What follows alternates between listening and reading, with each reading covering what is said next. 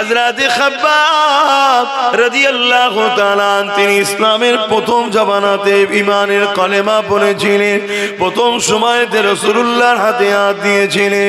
এই জন্য সাহাবী হুজুরের উপরে বড় জুলুম হয়েছিল। কেমন জুলুম হয়েছিল? আল্লাহ নবী সাহাবীকে নিয়ে গিয়ে আগুন তৈরি করেছে। মন দিয়ে শোনো যুবক, আগুন তৈরি করেছে।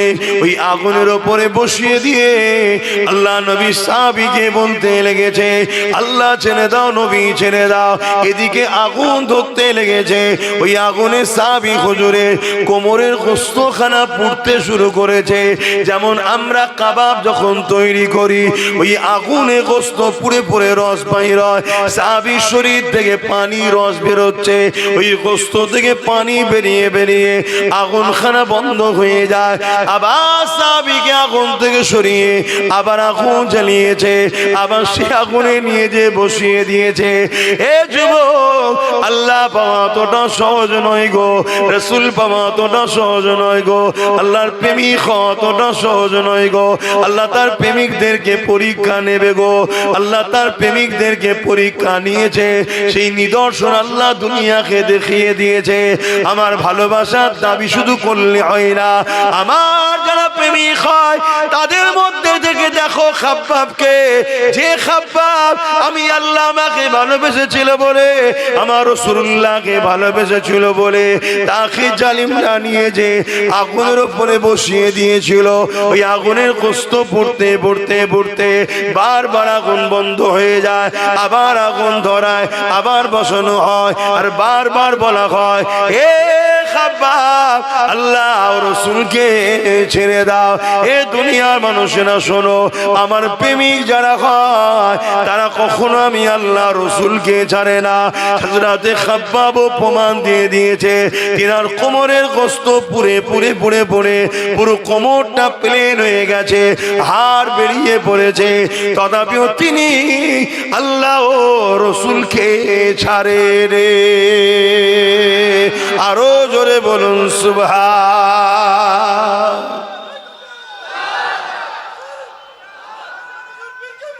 আল্লাহু আকবার। আল্লাহ প্রেমিক তো এরকমই হয়। শুনছো, আমাদের ঈমান এত আছে তো, আল্লাহ না আমাকে এত কঠিন পরীক্ষা লাই, আমি তো আল্লাহর কাছে ভিক্ষা চাই, খোদা এত কঠিন পরীক্ষা নেবেন না। কেন আমরা দুর্বল, সামান্য পরীক্ষাতেই আমরা পাচ্ছি না। একটু গরিব করে আল্লাহ, গরিব। শুনছেন, একটা ঘর দেবে বলেছে, ঘর, ওই ঘরটার লোভেতেই ইসলামের দুশমনদের সঙ্গে দল করতে শুরু করে দিয়েছে। তাহলে চিন্তা করে আমার মা বোনেরা, আল্লাহ অভাব দেয়নি, তারপরেও দেখো 1500 টাকাতে দেখো ইসলাম বিদ্বেষীদের সঙ্গে দল শুরু করে দিয়েছে।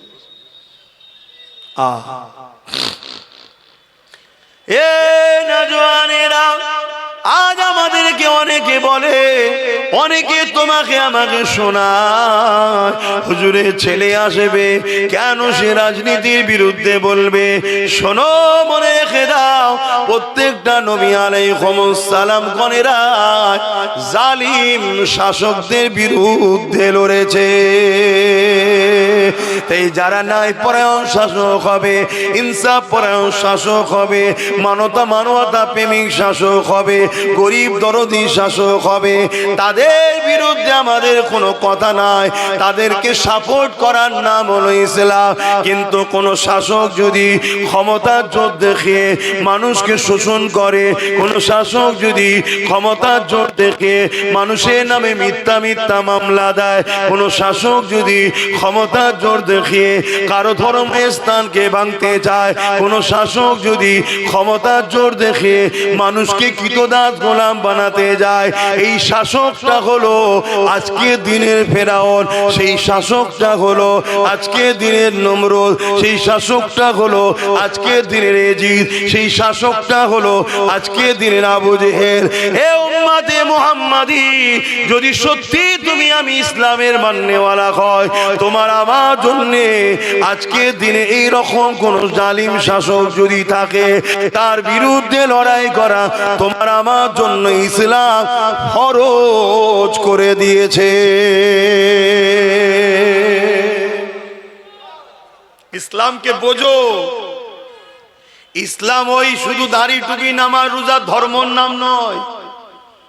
অনেকে মনে করে ইসলামে শুধু দাড়ি টুপি নামাজ রোজা, দাড়ি টুপি নামাজ রোজা, দাড়ি টুপি নামাজ রোজা, মসজিদ বানাও মাদ্রাসা বানাও।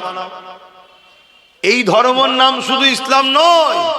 হ্যাঁ, এগুলো ইসলামের মধ্যে, কিন্তু মনে রেখে দিও ইসলাম দাঁড়িয়ে আছে দুটো পাট্টির উপরে। কুনতুম খায়রা উম্মাতিন উখরিজাত লিন-নাস তা'মুরুনা বিল মা'রুফ ওয়া তানহাউনা আনিল মুনকার। অন্যায়কে, জুলুমকে, অত্যাচারকে, সন্ত্রাসবাদকে, মিথ্যাবাদকে মিটিয়ে দিয়ে ন্যায় প্রতিষ্ঠিত করার নাম হলো ইসলাম। জোরে বলুন সুবহানাল্লাহ। এতগুলো রেকর্ড হচ্ছে আর এতগুলো মানুষ শুনছে। আমার এই কথার মোকাবেলায় কোনো মুফতি মাওলানা এসে বলুক এটা ভুল বলছে? কথা শুনছেন?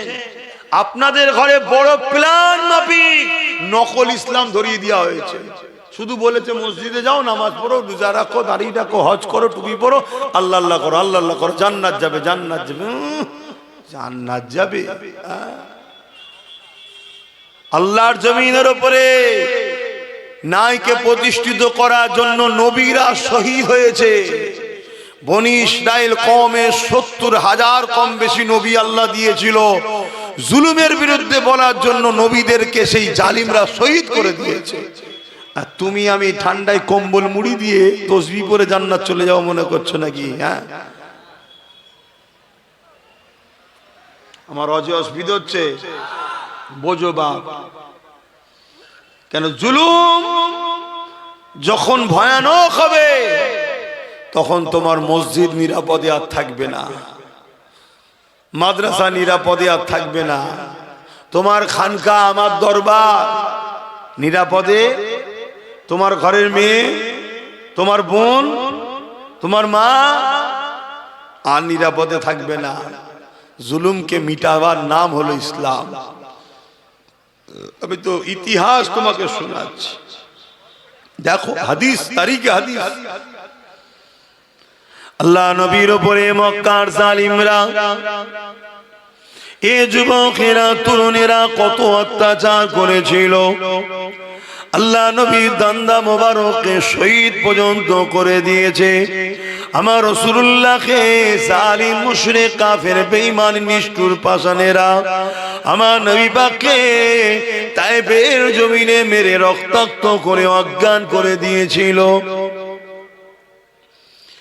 এ নবীর উম্মত উম্মতিরা, আল্লাহ নবীর পক্ষে থাকবে বলবে, ন্যায়ের পক্ষে থাকবে বলবে, বাধা হবে না, জুলুম হবে না। কেমন তুমি তাহলে পক্ষে রয়েছো? কেমন তুমি তাহলে ন্যায়ের পক্ষে রয়েছো? আমার আল্লাহ তোমাকে পরীক্ষা নেবে, যেমন বেলাল হুজুরকে পরীক্ষা নিয়েছিল। হযরতে বেলাল গোপনে গোপনে গোপনে গোপনে আমার রাসূলুল্লাহর কাছে এসে ইমানের নূরের কালেমা পড়ে ইসলাম কবুল করে। আল্লাহ নবীর পক্ষে চলে যায়। বেলালের অন্তরে ঈমান রয়েছে, দুনিয়ার কেউ জানে না। বেলালের দুনিয়ার মনিব ছিল উমাইয়া। তখন মানুষ কিনা বেচা হতো। আল্লাহ নবী তো এই দাসত্ব প্রথাকে বন্ধ করে দিয়েছে। এ যুবকেরা, তরুণেরা, উমাইয়ার কানে এমন করে আল্লাহ বেলালের খবর পৌঁছে দিল। বেলালের পরীক্ষা শুরু হয়ে গেল। বেলালকে উমাইয়া ডেকে জিজ্ঞাসা করতে লেগেছে, এ বেলাল, শুনলাম নাকি তুমি আমাদের দল ছেড়ে দিয়ে মুহাম্মদ রাসূলুল্লাহ দলে চলে গেছো। ওই সময় বেলাল চিন্তা করতে লেগেছে, আমি যদি সত্য কথা বলি এ জালিমরা আমাকে মেরে দেবে। আইন বলে কিছু ছিল না, ইনসাফ বলে কিছু ছিল না, মানবতা বলে কিছু ছিল না।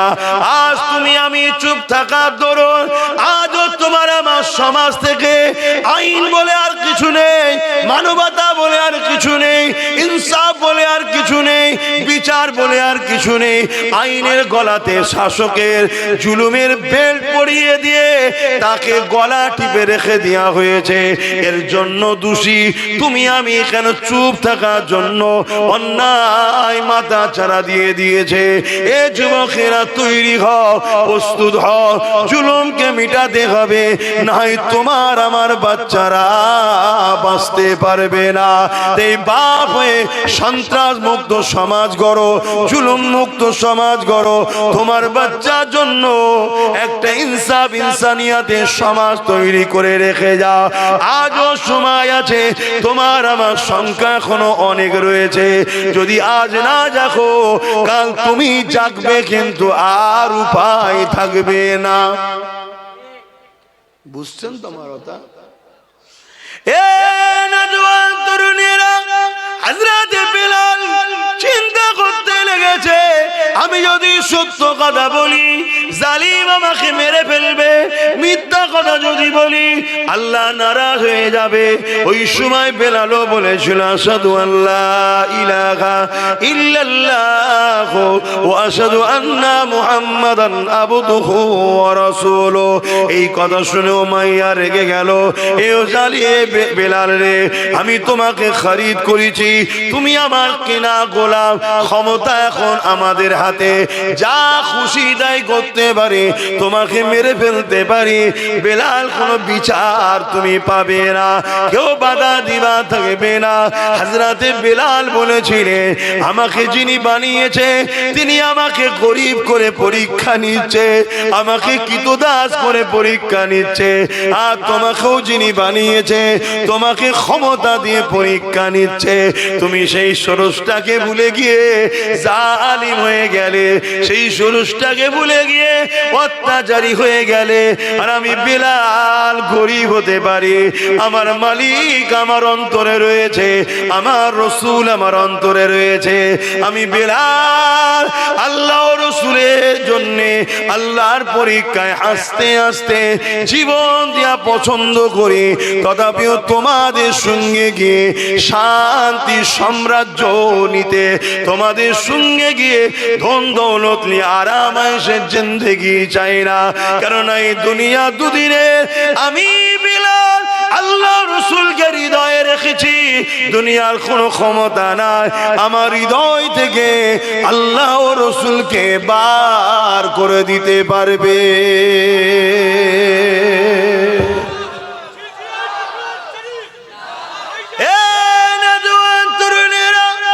এই কথা যখন জালিম শুনলো, জালিম রেগে লাল হয়ে যায়। বেলালের কোমরে লোহার বেড়ি পড়ালো, পায়ে বেড়ি পড়ালো, কোমরে রশি দিয়ে বাঁধলো, গলায় বেল পরিয়ে নিল। যেমন করে গৃহপালিত পশুগুলোকে টেনে টেনে নিয়ে যাওয়া হয়।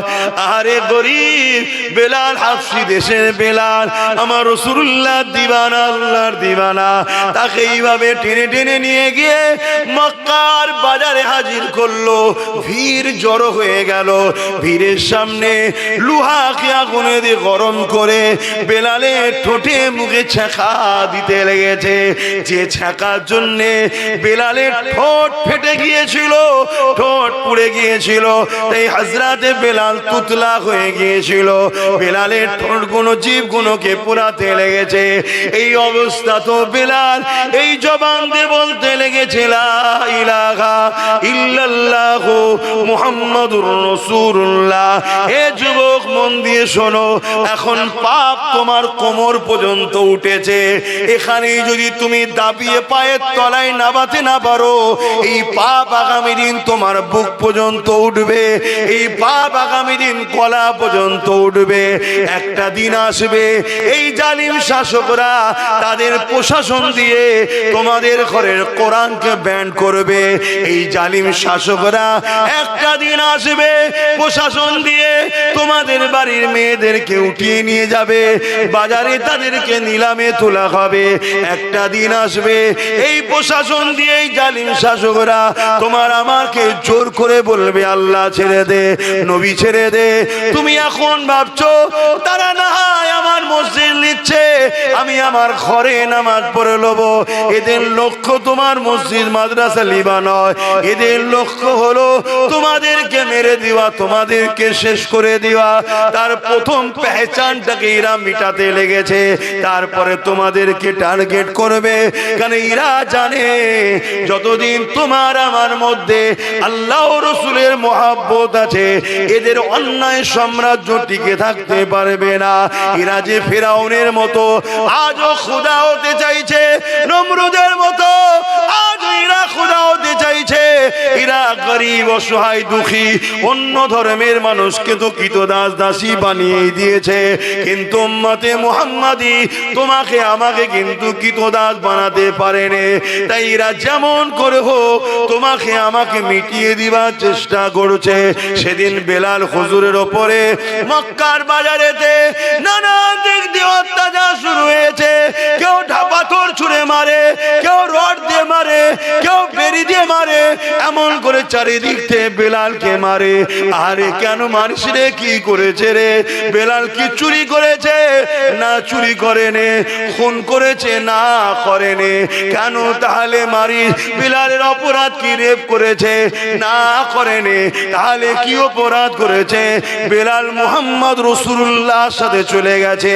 হে মুহাম্মদ রাসূলুল্লাহ ইনসাফের নাম, ইনসানিয়াতের নাম, মানবতার নাম, প্রেমের নাম, অধিকারের নাম, সর্বধর্মের মানুষের পক্ষে লড়াই করা ব্যক্তির নাম হলো মুহাম্মদ রাসূলুল্লাহ। সেই মুহাম্মদ রাসূলের দিকে চলে গেছে, এই জন্য বেলালকে মারা হতে লেগেছে। এ যুবকেরা আজকে দিনও রেপিস্টকে গলায় ফুলের মালা দেওয়া হয়, আর সায়েন্টিস্টদের ঘরে জেলে ভরা হয়।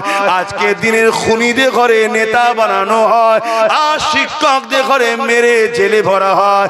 আজকে দিনও এ যুবকেরা তরুণেরা দেশদ্রোহীদের ঘরে ফুলের মালা দেওয়া হয়, আর দেশপ্রেমিকদের ঘরে আতঙ্কবাদী বলে জেলে ভরা হয়। হাওয়া কিন্তু বুঝতে হবে, হাওয়া যদি না বুঝতে পারো তাহলে কঠিন বিপদ যখন এসে যাবে তখন আর কিছু করা থাকবে না।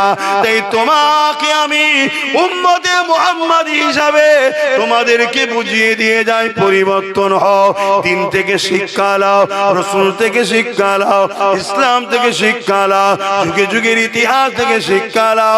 হযরত বেলালের উপরে এত জুলুম হয়েছে, কিন্তু তথাপিও বেলাল আল্লাহ রাসূল ছেড়ে দেয়নি। আরো জোরে বলুন সুবহান।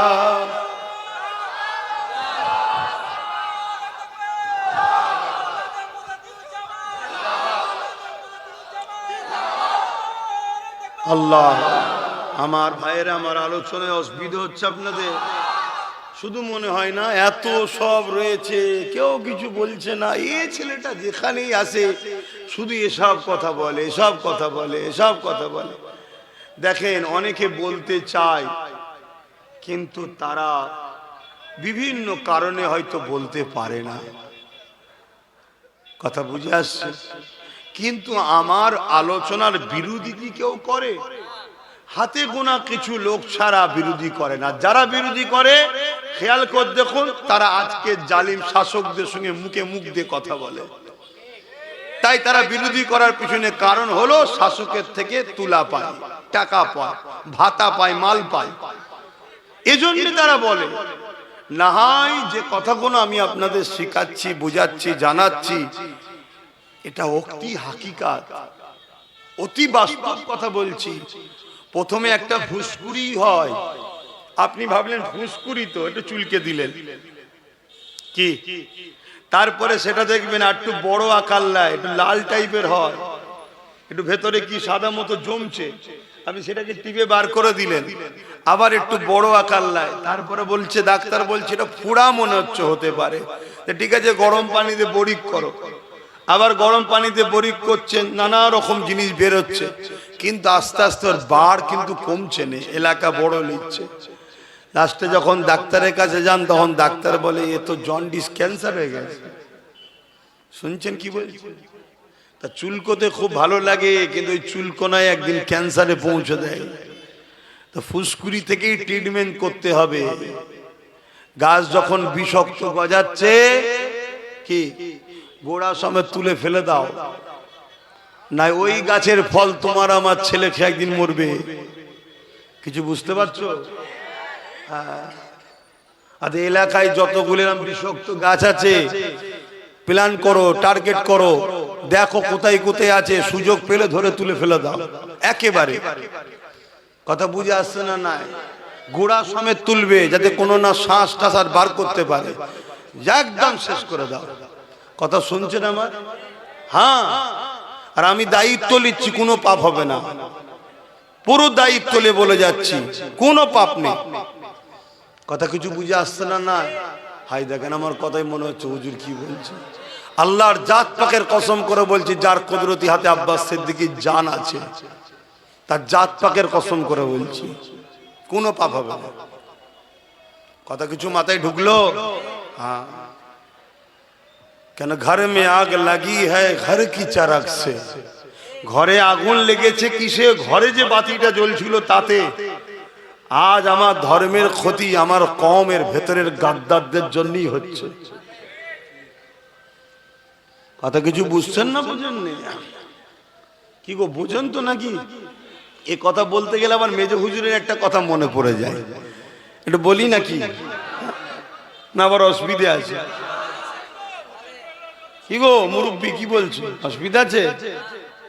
মেজ হুজুর পীর কেবলা বাংলাদেশে জলসায় গেছে, বাংলাদেশে তো ঠান্ডা বেশি, তো তাল মিশরি নিয়ে যেতেন। তাল মিশরি খেলে খুসখুস করে কাশি গলে না, তাল মিশরি খেলে ভালো হয়ে যায়। এখন আর সেগুলো আছে কি জানি না, আগে সব অরিজিনাল পাওয়া যেত, এখন সব ভেজাল। নেতা ভেজাল তো আর মাল ভেজাল হবে না, এর কি মানে আছে? নেতা ভেজাল হওয়ার জন্যই তো মাল ভেজাল হয়ে যাচ্ছে, সব তো ওখান থেকেই চলছে। তো ওই সময়ে ওই তালমিশরি শুধু চুরি হয়ে যাচ্ছে। মেজো হুজুর বলছে, বাবা আমি সফরে এসেছি, এক দেশে পাওয়াও যায় না, কোথা ঠান্ডা ঠান্ডা লেগে যাবে, কারা খাচ্ছিস রে বাবা? সবাই বলে হুজুর আমি জানি না, হুজুর আমি জানি না। মেজো হুজুর বললেন, যে চোর ধরে দেবে তাকে একটা গোটা ফাইল দেবো। ব্যাস, সবাই চোখ বন্ধ করে আছে, ঘুমোইনে, ধরতে পারলেই গোটা ফাইল পাবো। এ নাই ঝেড়ে ঝুড়ে একটু একটু করে খাচ্ছি, গোটা ফাইল হয়ে যাবে। একদিন যায় আর চুরি হয়নি, দুদিন যাই চুরি হয়নি, 3 দিন যাই চুরি হয়নি, চতুর্থ দিনে একজন লোভ সামলাতে পারে না, ভাবছে সব ঘুমোচ্ছে, সুরসুর করে যেই খেতে গেছে, আর ধরে ফেলেছে তো, বলছে হুজুর চোর ধরে ফেলেছি। কে? এদিকে নিয়ে আসো। এসেছে। কি গো বাবা, তুমি তো বলতে পারো যে হুজুর একটু খাবো, তা বললাম নুকে নুকে খাই।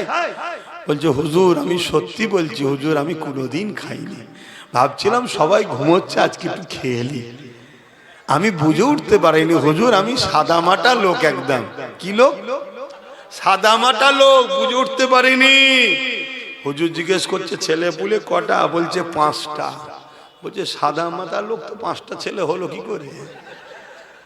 বোঝার ব্যাপার আছে।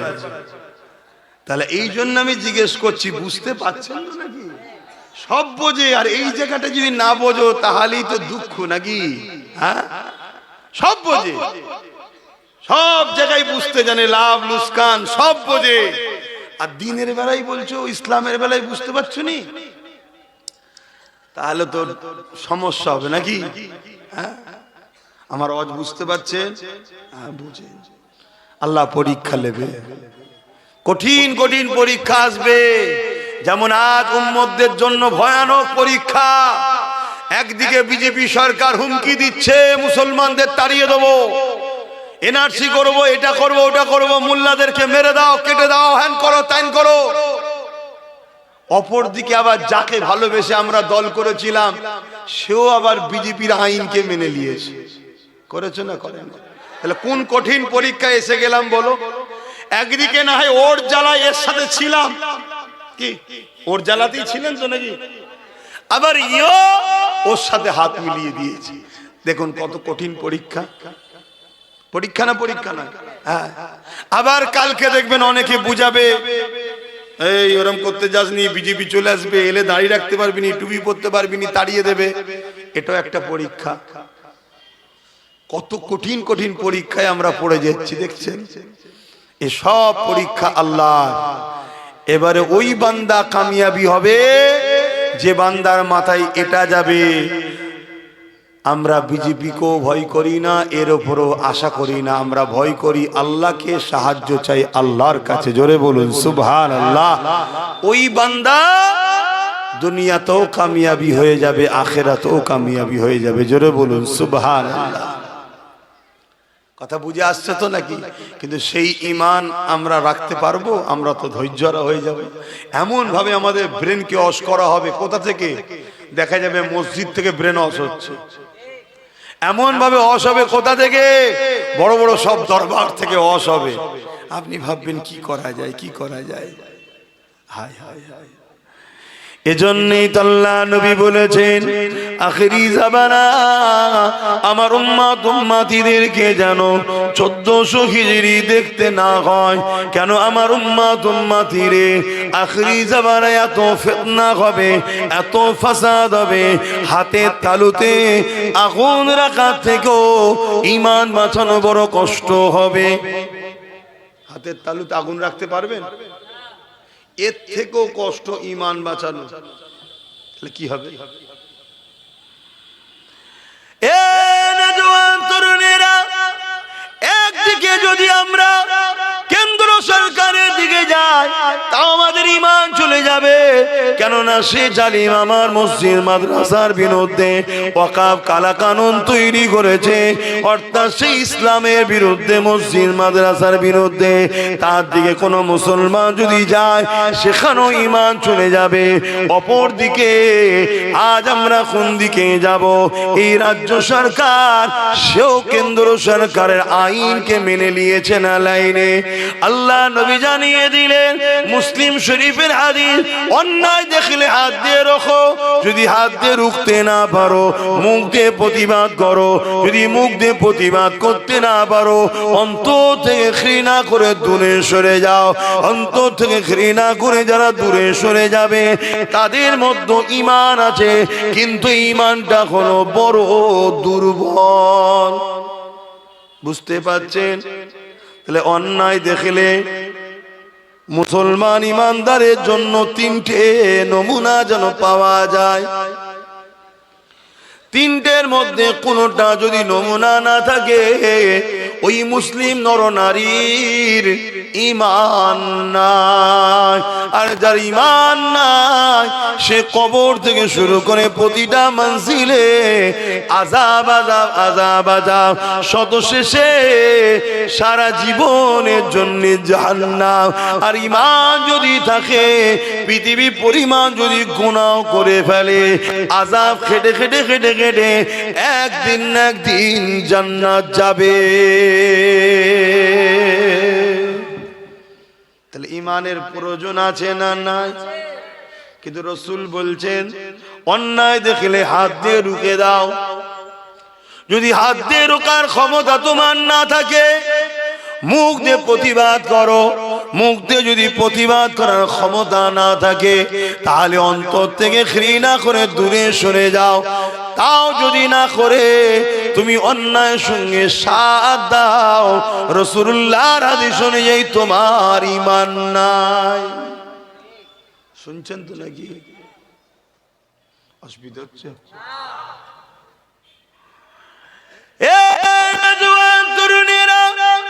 যুগে যুগে আমরা মসজিদ বানিয়েছি গাটের পয়সা, মেহনতের হালাল পয়সা দিয়ে। ধনী লোকরাও যদি দান করে হালাল পয়সা থেকে দান করে। আমরা মুসলমানদের কাছ থেকে এমন করে নিজেরা মেহনতের পয়সা দিয়ে মসজিদ মাদ্রাসা কবরস্থান ঈদগাহকে বানিয়েছে। আজকের দিনে আমাদের ঈমানের পরীক্ষা আল্লাহ নিচ্ছে। এই মসজিদ মাদ্রাসাকে মিটাবার জন্য কেন্দ্র সরকার চক্রান্ত করছে, হ্যাঁ কি না? এটা ঈমানের পরীক্ষা। বান্দা তোরা কি করিস দেখবো। আমি আল্লাহ আমার দিনের জন্য যথেষ্ট। এ যুবকেরা, এ আমার নবী যুগে যুগে আল্লাহ পরীক্ষা নিয়েছে। এমন করে ইয়াজিদ যখন ইসলামের বিরোধী করেছিল, শরাবকে আবার জায়েজ করে দিয়েছিল, নিকায়ে মোতাকে আবার জায়েজ করে দিয়েছিল, কন্ট্রাকচুয়াল বিবাহ 1 মাসের জন্য 1 বছরের জন্য যেটা আমার রাসূলুল্লাহ হারাম করে দিয়েছিলে, এটাকে নতুন করে ইয়াজিদ আবার এটাকে প্রতিষ্ঠিত করে দিয়েছিল। ইমামে হোসাইন পাক বললেন, ইয়াজিদ রাজনীতির নামে ইসলামের বিরোধী করছে, তার সঙ্গে আমি হোসাইন কখনো আপোষে যেতে পারি না। তার বিরোধী করতে শুরু করে দিলে, যখনই বিরোধী শুরু করলো, ইয়াজিদ ইমামে হোসাইন পাককে বলতে লাগলো, এ হোসাইন, মক্কা মদিনা তুমি নিয়ে নাও, বাকি সব জায়গা আমার থাকবে, তুমি আমার বিরোধী করো না। ইমামে হোসাইন পাক বলেছিলে, তামাম কায়নাত হলো আমার নানা জানে, তুমি আমাকে মক্কা মদিনার কি দেখাচ্ছ? আমি হোসাইন আমার নানা দিনের দুশ্মনের সঙ্গে আপোষ করতে পারি না। এই লড়াই এমন জায়গায় দাঁড়িয়ে গেল, ইমামে হোসাইন পাককে জালিমরা শহীদ পর্যন্ত করে দিল। আমার ইমামে হোসাইন পাক শহীদ পছন্দ করলো, কিন্তু নানা দুশ্মনের সঙ্গে সাপোর্ট করলো না। এ উম্মতে মুহাম্মাদি, সেদিনও দুটো দল ছিল, একটা হলো ইয়াজিদ বাহিনী যারা হলো শয়তানের দিকে, আর একটা হলো হোসাইনের দিকে যারা হলো রহমানের দিকে। ইয়াজিদ ছিল জালিম শাসক। আজ তোমাদেরকে জিজ্ঞাসা করে, আমরা হোসাইনের দিকে না ইয়াজিদের দিকে? আওয়াজ দিয়ে বলো। হোসাইনের দিকে যদি হও, আজকেও শয়তানের পক্ষে জালিম শাসক যারা রয়েছে, এরা হলো আজকের ইয়াজিদ। এদের সঙ্গে সাথ দিয়ে হোসাইনি দাবি করলে হয় না, এদের বিরুদ্ধে লড়াই করে জীবন দিয়ে প্রমাণ করতে হবে আমরা হোসাইনি মৃত্যুকে ভয় করি না।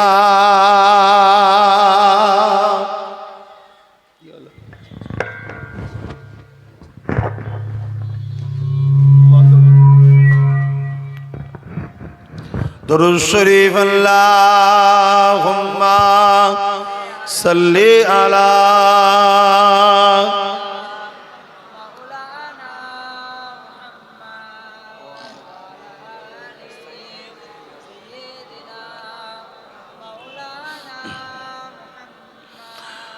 বারে বারে ভাবি একা বসে নিরালাই রে, পাখি হলে উড়ে যেতাম সোনার মদিনায় রে, সোনার মদিনায় রে। বুলবুলিরা কোথা যাও, উড়ে যাও কোথায় রে, আমার সালাম পৌঁছে দিও নবীজি রওজায় রে, নবীজি রওজায় রে। বারে বারে ভাবি একা বসে নিরালাই রে,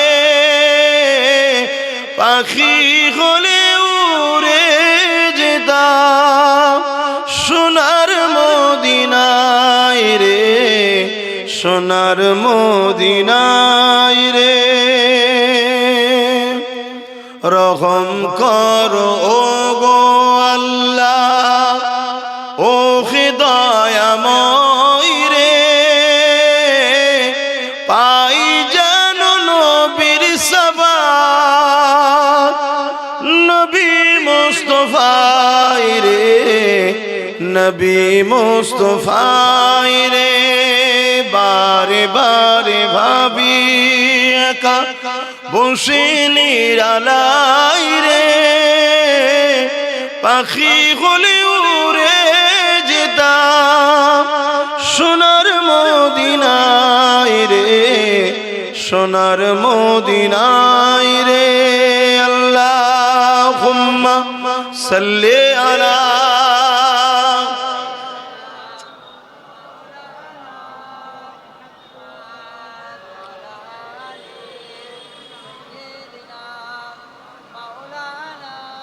আমার আব্বা ভাইরা মায়েরা বোনেরা, কি অসুবিধা হচ্ছে নাকি বাপ ভাইদের? আমাদেরকে আল্লাহ পরীক্ষা নেবে না? আমাদের সামনে সব থেকে বড় ভয়ঙ্কর পরীক্ষা হলো ইসলামের দুশ্মন যারা ওয়াকাফকে মিটাচ্ছে তাদের হাত থেকে ওয়াকাফকে বাঁচানো। এটা পরীক্ষা না? পরীক্ষা না? সেদিন আমার রাসূলুল্লাহর খাতমে নবুয়াতের বিরোধী করেছিল মুসাইলামাতুল কাজ্জাব। 10,000 সাহাবাদেরকে নিয়ে আমার রাসূলের সাহাবী হযরত আবু বকর সিদ্দিক খাতমে নবুয়াতের পক্ষে নিজের বুকে তাজা খুন ঢেলে দিয়ে আমার রাসূলের খাতমে নবুয়াতকে মর্যাদাকে হেফাজতের জন্য লড়াই করেছিলেন। জোরে বলুন সুবহানাল্লাহ। আমি তো আপনাদেরকে বলবো না, আমরা যদি শুধু ঐক্যবদ্ধ হয়ে যেতে পারি, একতা হয়ে যেতে পারি, প্রতিটা গ্রামে গ্রামে যদি আমরা নিজেরা এক হয়ে যাই যে আমাদের কেউ দুশ্মন নয়, কেউ বন্ধু নয়, ওয়াকাফের যে দুশ্মন তারা আমাদের দুশ্মন। আমাদের দুশ্মন হিন্দু, আদিবাসী, দলিত, খ্রিস্টান, মতুয়া, এদের বিরুদ্ধে আমাদের লড়াই নয়। আমাদের লড়াই যারা আমার মসজিদকে মিটাতে চাইছে, মাদ্রাসা, কবরস্থান, ঈদগাহকে মিটাতে চাইছে, আমাদের লড়াই তার সাথে। তাই তো নাকি? বলুন, আল্লাহর ঘর, মসজিদ, মাদ্রাসা, ওয়াকাফকে বাঁচাবার জন্য লড়াই করার দরকার আছে না নাই? কারা লড়াই করতে রাজি আছেন একটু সাক্ষী দেন, লম্বা করে হাত তোলেন। আলহামদুলিল্লাহ, কেউ হাত তুলতে বাকি নেই তো? আল্লাহ কবুল করেন, আল্লাহ জান্নাত নসিব করে, বলুন আল্লাহুম্মা আমিন। মনে রাখবেন, আমাদের আব্বা জান ইব্রাহিম আলাইহিস সালামকে আল্লাহ আগুনে ফেলে পরীক্ষা নিয়েছিল। জানেন তো ইতিহাস? বিশাল এক আগুন, একটা বিশাল গ্রাম এলাকা নিয়ে, এত বড় এলাকায় আব্বাজান ইব্রাহিম আলাইহিস সালামকে নমরুদ আগুনে ফেলছে, চরকিতে তুলেছে। কেন? কাছে যে ফেলতে পারছে না, চরকি ঘুরিয়ে দূর থেকে টেনে ফেলে দেবে। এমন সময় জিবরাইল সাল্লাম এসে চরকি ধরে ফেলেছে। আর এদিকে আগুনে পড়ার টাইমে আব্বাকে জিজ্ঞেস করা হচ্ছে যে আপনাকে কোনো হেল্প করব? হযরত ইব্রাহিম আলাইহিস সালাম বলেছিলেন, আমার আল্লাহ আমাকে পরীক্ষা নিচ্ছে। আমি যে বলিছি আল্লাহকে ভালোবাসি, কতটা ভালোবাসি ইব্রাহিম পরীক্ষা নিচ্ছে। আমার আল্লাহ আমাকে বাঁচাবার জন্য যথেষ্ট। জোরে বলুন সুবহানাল্লাহ। হে মুসলমান নবীর উম্মত, তোমাদেরকে বাঁচাবার জন্য আল্লাহ যথেষ্ট নয়? তাহলে অনেক মুনাফিক মুসলমান এসে বলবে যে তোমাদেরকে বাঁচাবার জন্য মমতা যথেষ্ট। বলবে না? বলবে না? যারাই বলবে জানবে এরা মুনাফিক। কথা বুঝে আসছে না? নাই, আমাদের বাঁচাবার জন্য যথেষ্ট কে? জোরে বলুন কে? যদি এর উপরে প্রথম থেকে আমরা আমল করতাম, তাহলে আজকে কেন্দ্র সরকার এই আইন করার সাহস পেত না। কিন্তু আমরা বলেছিলাম, যখন কলকাতার রেড রোডে মমতা দাঁড়িয়ে বলল বিজেপির হাত থেকে সারা দেশে রুখবো আমি। বিজেপির হাত থেকে সারা দেশে রুখবে কে? বলছে আমি। উড়িষ্যায় লাশ হয়ে চলে এসছে, ওনার রুকার ইচ্ছা আছে? গুজরাটে লাশ হয়ে চলে এসছে, উনি রুখছে? বোম্বাইয়ে লাশ হয়ে বাংলায় ফিরছে, উনি রুখছে? একটা কোন পিএম সিএম এর সঙ্গে ফোন করেছে কোন রাজ্যের? এই আমি বাংলার সিএম বলছি, আমি জানিস ইডি সামনে থেকে ফাইল চুরি করা লোক আমি, খুব সাবধান। একটা কেউ বলেছে? অতএব আমার রাজ্যের কোন ছেলে যদি আর একটা মরে, তাহলে এই রাজ্যে যা আছে সব পাঠিয়ে দেবো, ওইগুলোকে নিয়ে চলে আসবো। একটা হুমকি দিলে সব রাজ্য ঠান্ডা হবে না? হবে না? বলেছে? তাহলে এই যে বলছিল যে বিজেপির হাত থেকে পুরো দেশে বাঁচাবো, বললে হতো যে বাংলায় বাঁচাবো। ঝোঁকের মাথায় পুরো দেশ বলে দিয়েছে, আর আমরাও হাঁ করা ভাবছি তাই হবে। কথাই কষ্ট হয়ে গেল নাকি? ফুকুরি বলবো? ভালো ধারে বোঝেন। তাহলে আজকে যদি আমরা তার উপরে ভরসা না করতাম, তাহলে আজকে কেন্দ্র সরকার কিন্তু আইনটা করতে পারতো না। কেন? ভেতরে ভেতরে এর এমপিরা সব ভেতরে ভেতরে ভোট দিয়ে দিয়েছে। সামনে নাটক করছে, লড়াই করছি, ভেতরে ভেতরে ভোট দিচ্ছে সব। আমি তো চ্যালেঞ্জ করছি, ভোট বার করো। সব ভেতরে ভেতরে ভোট দিয়ে দিয়েছে। কথা মাথায় ঢুকছে? এসব খবর তো আপনারা রাখেন না। 12টা ভোট বেশি পড়েছে। 12টা এলো কোথা থেকে? এই 12টা ভোট এলো কোথা থেকে? তো মন দিয়ে শোনে। তাহলে আজকে সেই জায়গায় চক্রান্ত করে এই সবগুলো করা হচ্ছে। আজকে যদি আমরা আল্লাহর উপরে ভরসা করি, আমার আল্লাহ আমাদের জন্য যথেষ্ট নয়? আব্বা জান ইব্রাহিম আলাইহিস সালামকে যখন নমরুদ আগুনে ফেলে দিল, আল্লাহ পাক জানিয়ে দিলেন আগুন আমার ইব্রাহিমের জন্য আরামদায়ক ফুলের বাগান হয়ে যায়। এ যুবকেরা, আব্বা জান ইব্রাহিম আলাইহিস সালামকে দুনিয়া সবাই দেখছে আগুনে ফেলেছে, কিন্তু আগুনের ভেতরে আল্লাহ পাক ফুলের বাগান তৈরি করেছে। যে আল্লাহ ইব্রাহিম নবীর জন্য আগুনের ভেতরে ফুলের বাগান বানাতে পারে, সেই আল্লাহর উপরে ভরসা রেখে আমরা যদি এক মুঠো হতে পারি, তাহলে আমাদের সামনে যত বাধা এসুক না কেন, সব বাধাকে ভেঙে ইনশাআল্লাহ আমরা আমাদের মসজিদ, আমাদের ঈদগাহ, আমাদের কবরস্থান, আমাদের ওয়াকফকে ইনশাআল্লাহ আমরা বাঁচাতে পারবো। এ যুবকেরা, তরুণেরা, তাই বলে দিয়ে যায় আল্লাহর উপরে ভরসা করে। কেন? আমার রাসূলুল্লাহ জানিয়ে দিয়েছে, আমার বড় ভয় হয় আমার উম্মতের ক্ষতি প্রকাশ্য দুশমনেরা করতে পারবে না, আমার উম্মতের ক্ষতি মুনাফিক ছদ্মবেশীরা করে দেবে।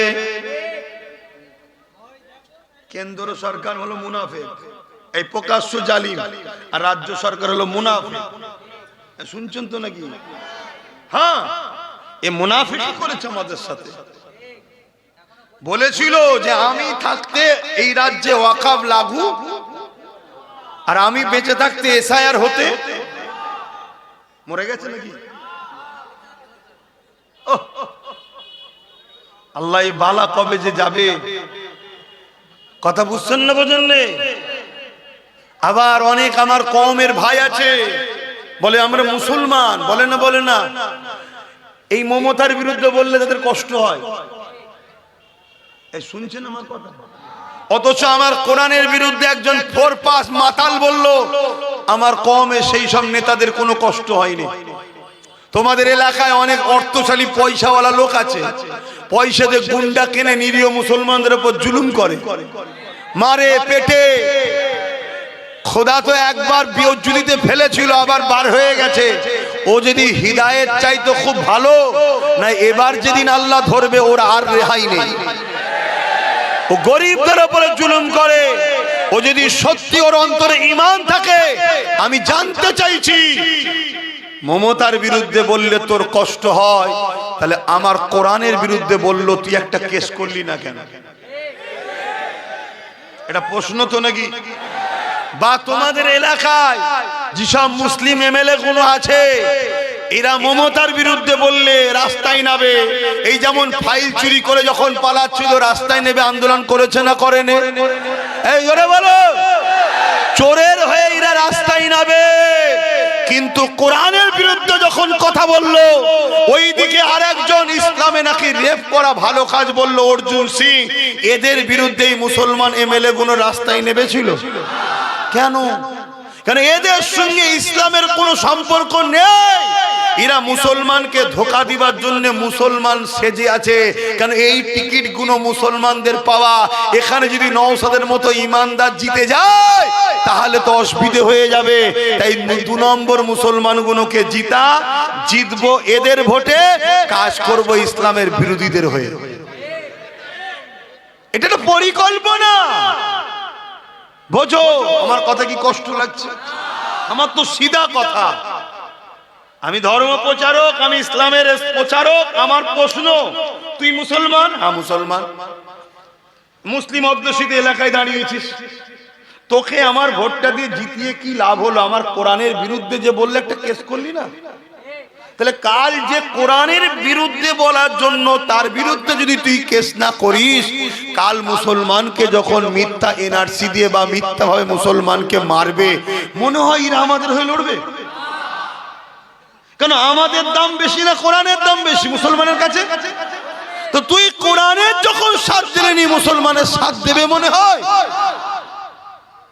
এগুলো ভাবো, এগুলো ভাবো, বোঝো। আমার কথায় কষ্ট হলো? পয়সা দেয় নাকি? বোঝার চেষ্টা করো। কিন্তু একটাই দেখো, নবী বংশের ছেলে একটাই জিতেছে। তোমরা জানো কি জানি না, এসআইআর এর ব্যাপারেও কেস করেছে সুপ্রিম কোর্টে, তোমাদের জানা আছে কি জানি না। এসআইআর এর ব্যাপারেও কেস করেছে, যদি কোনো সাধারণ মানুষ হয়রানি যাতে না হয়। আবার এনআরসির ব্যাপারেও করেছে। আবার যখন কোরআনের বিরুদ্ধে বলল, তার নামেও মামলা করেছে। তাই তোর পিছনে সবাই লেগে গেছে। নতুন করে দেখলাম আর একটা নাকি বেরিয়েছে, কে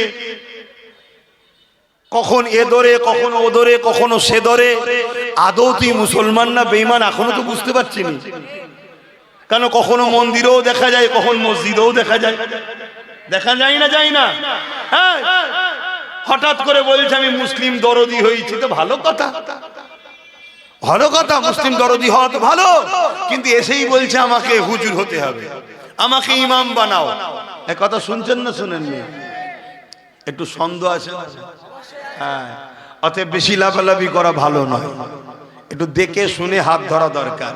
কি, কেন আমরা এমন একটা জায়গায় দাঁড়িয়ে আছি, ভুল হাত ধরে ফেললেই চুলোতে ডাইরেক্ট গিয়ে পড়বে। আছো কোথায়? কড়াতে। আছো কোথায়?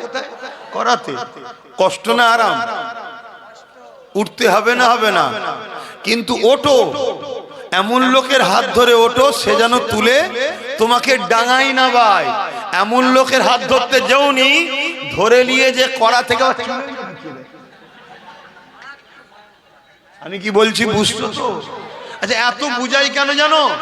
তোমাদেরকে ভালোবাসি, রসুল পাক তোমাদেরকে ভালোবাসে। তাই তোমাদেরকে যদি আমি ভালোবাসি, আমার বিশ্বাস নবী আমাকে শাফাআত করবে। তাই তোমাদেরকে ভালোবাসি, দাদা হুজুরের রুহানি আওলাদ তোমরা। তাই নাই কি দরকার আছে দুটো প্লেন কথা বলে গেলে? আমার তো দাওয়াত আরো বাড়বে রে বাবা, ঠিক তো নাকি? আমার জলসায় বাধা হয় না? হয় না? কত বাধা। কখন এ ডাকছে ফোন করে, এদিকায়, ও বলছে এদিকায়, ও বলছে এদিকায়, এ বলছে 5 লাখ টাকা দিয়ে দিচ্ছি, পুরো হুজুরের সেটআপ আমি এনে দেবো, ওইটাকে বাদ দে দে। বাবা, তোদের আবার হুজুরের সেটআপও আছে? তার মানে বুঝতে পেরেছেন, সেই ব্রিটিশ আমলে একদল লোককে ব্রিটিশরা নিয়ে যে আন্দামান সেলুলার জেলে রেখেছে, কালা পানির শাস্তি দিয়েছে। আবার ব্রিটিশরাই একদল মৌলানাদের ঘরে মাসে মাসে মাইনেও দিত। ব্যাপারটা কি? কথা কিছু মাথায় ঢুকছে? আজকে যেটা ঘটছে এটা নতুন নয়। যদি নতুন হতো না হয় তোমরা বুঝতে পারো না, আলাদা কথা। তোমরা একটু পিছনে যাও না, ব্রিটিশদের পিরিয়ডে যাও। ব্রিটিশদের সময় এই ভারতবর্ষে আব্দুল আজিজ মুহাদ্দিস দেহলভী রাহমাতুল্লাহ আলাইহি যখন ফতোয়া দিল ব্রিটিশদের বিরুদ্ধে লড়াই করা ফরজ, ওই সময় ব্রিটিশরা দেখলো হাই সর্বনাশ, এবার তো টিকা মুশকিল। এবার তো টিকা মুশকিল। কেন? মুসলমান ফরজ তো করতেই হবে, নাই তো কবিরা গুনাহ হবে, জাহান্নামে যেতে হবে। তাহলে মুসলমান তো উঠে পড়ে লাগবে। ব্রিটিশ দেখলো আমার তো পিঠের চামড়া তুলে ফেলবে পারে, তা কি করা যায়?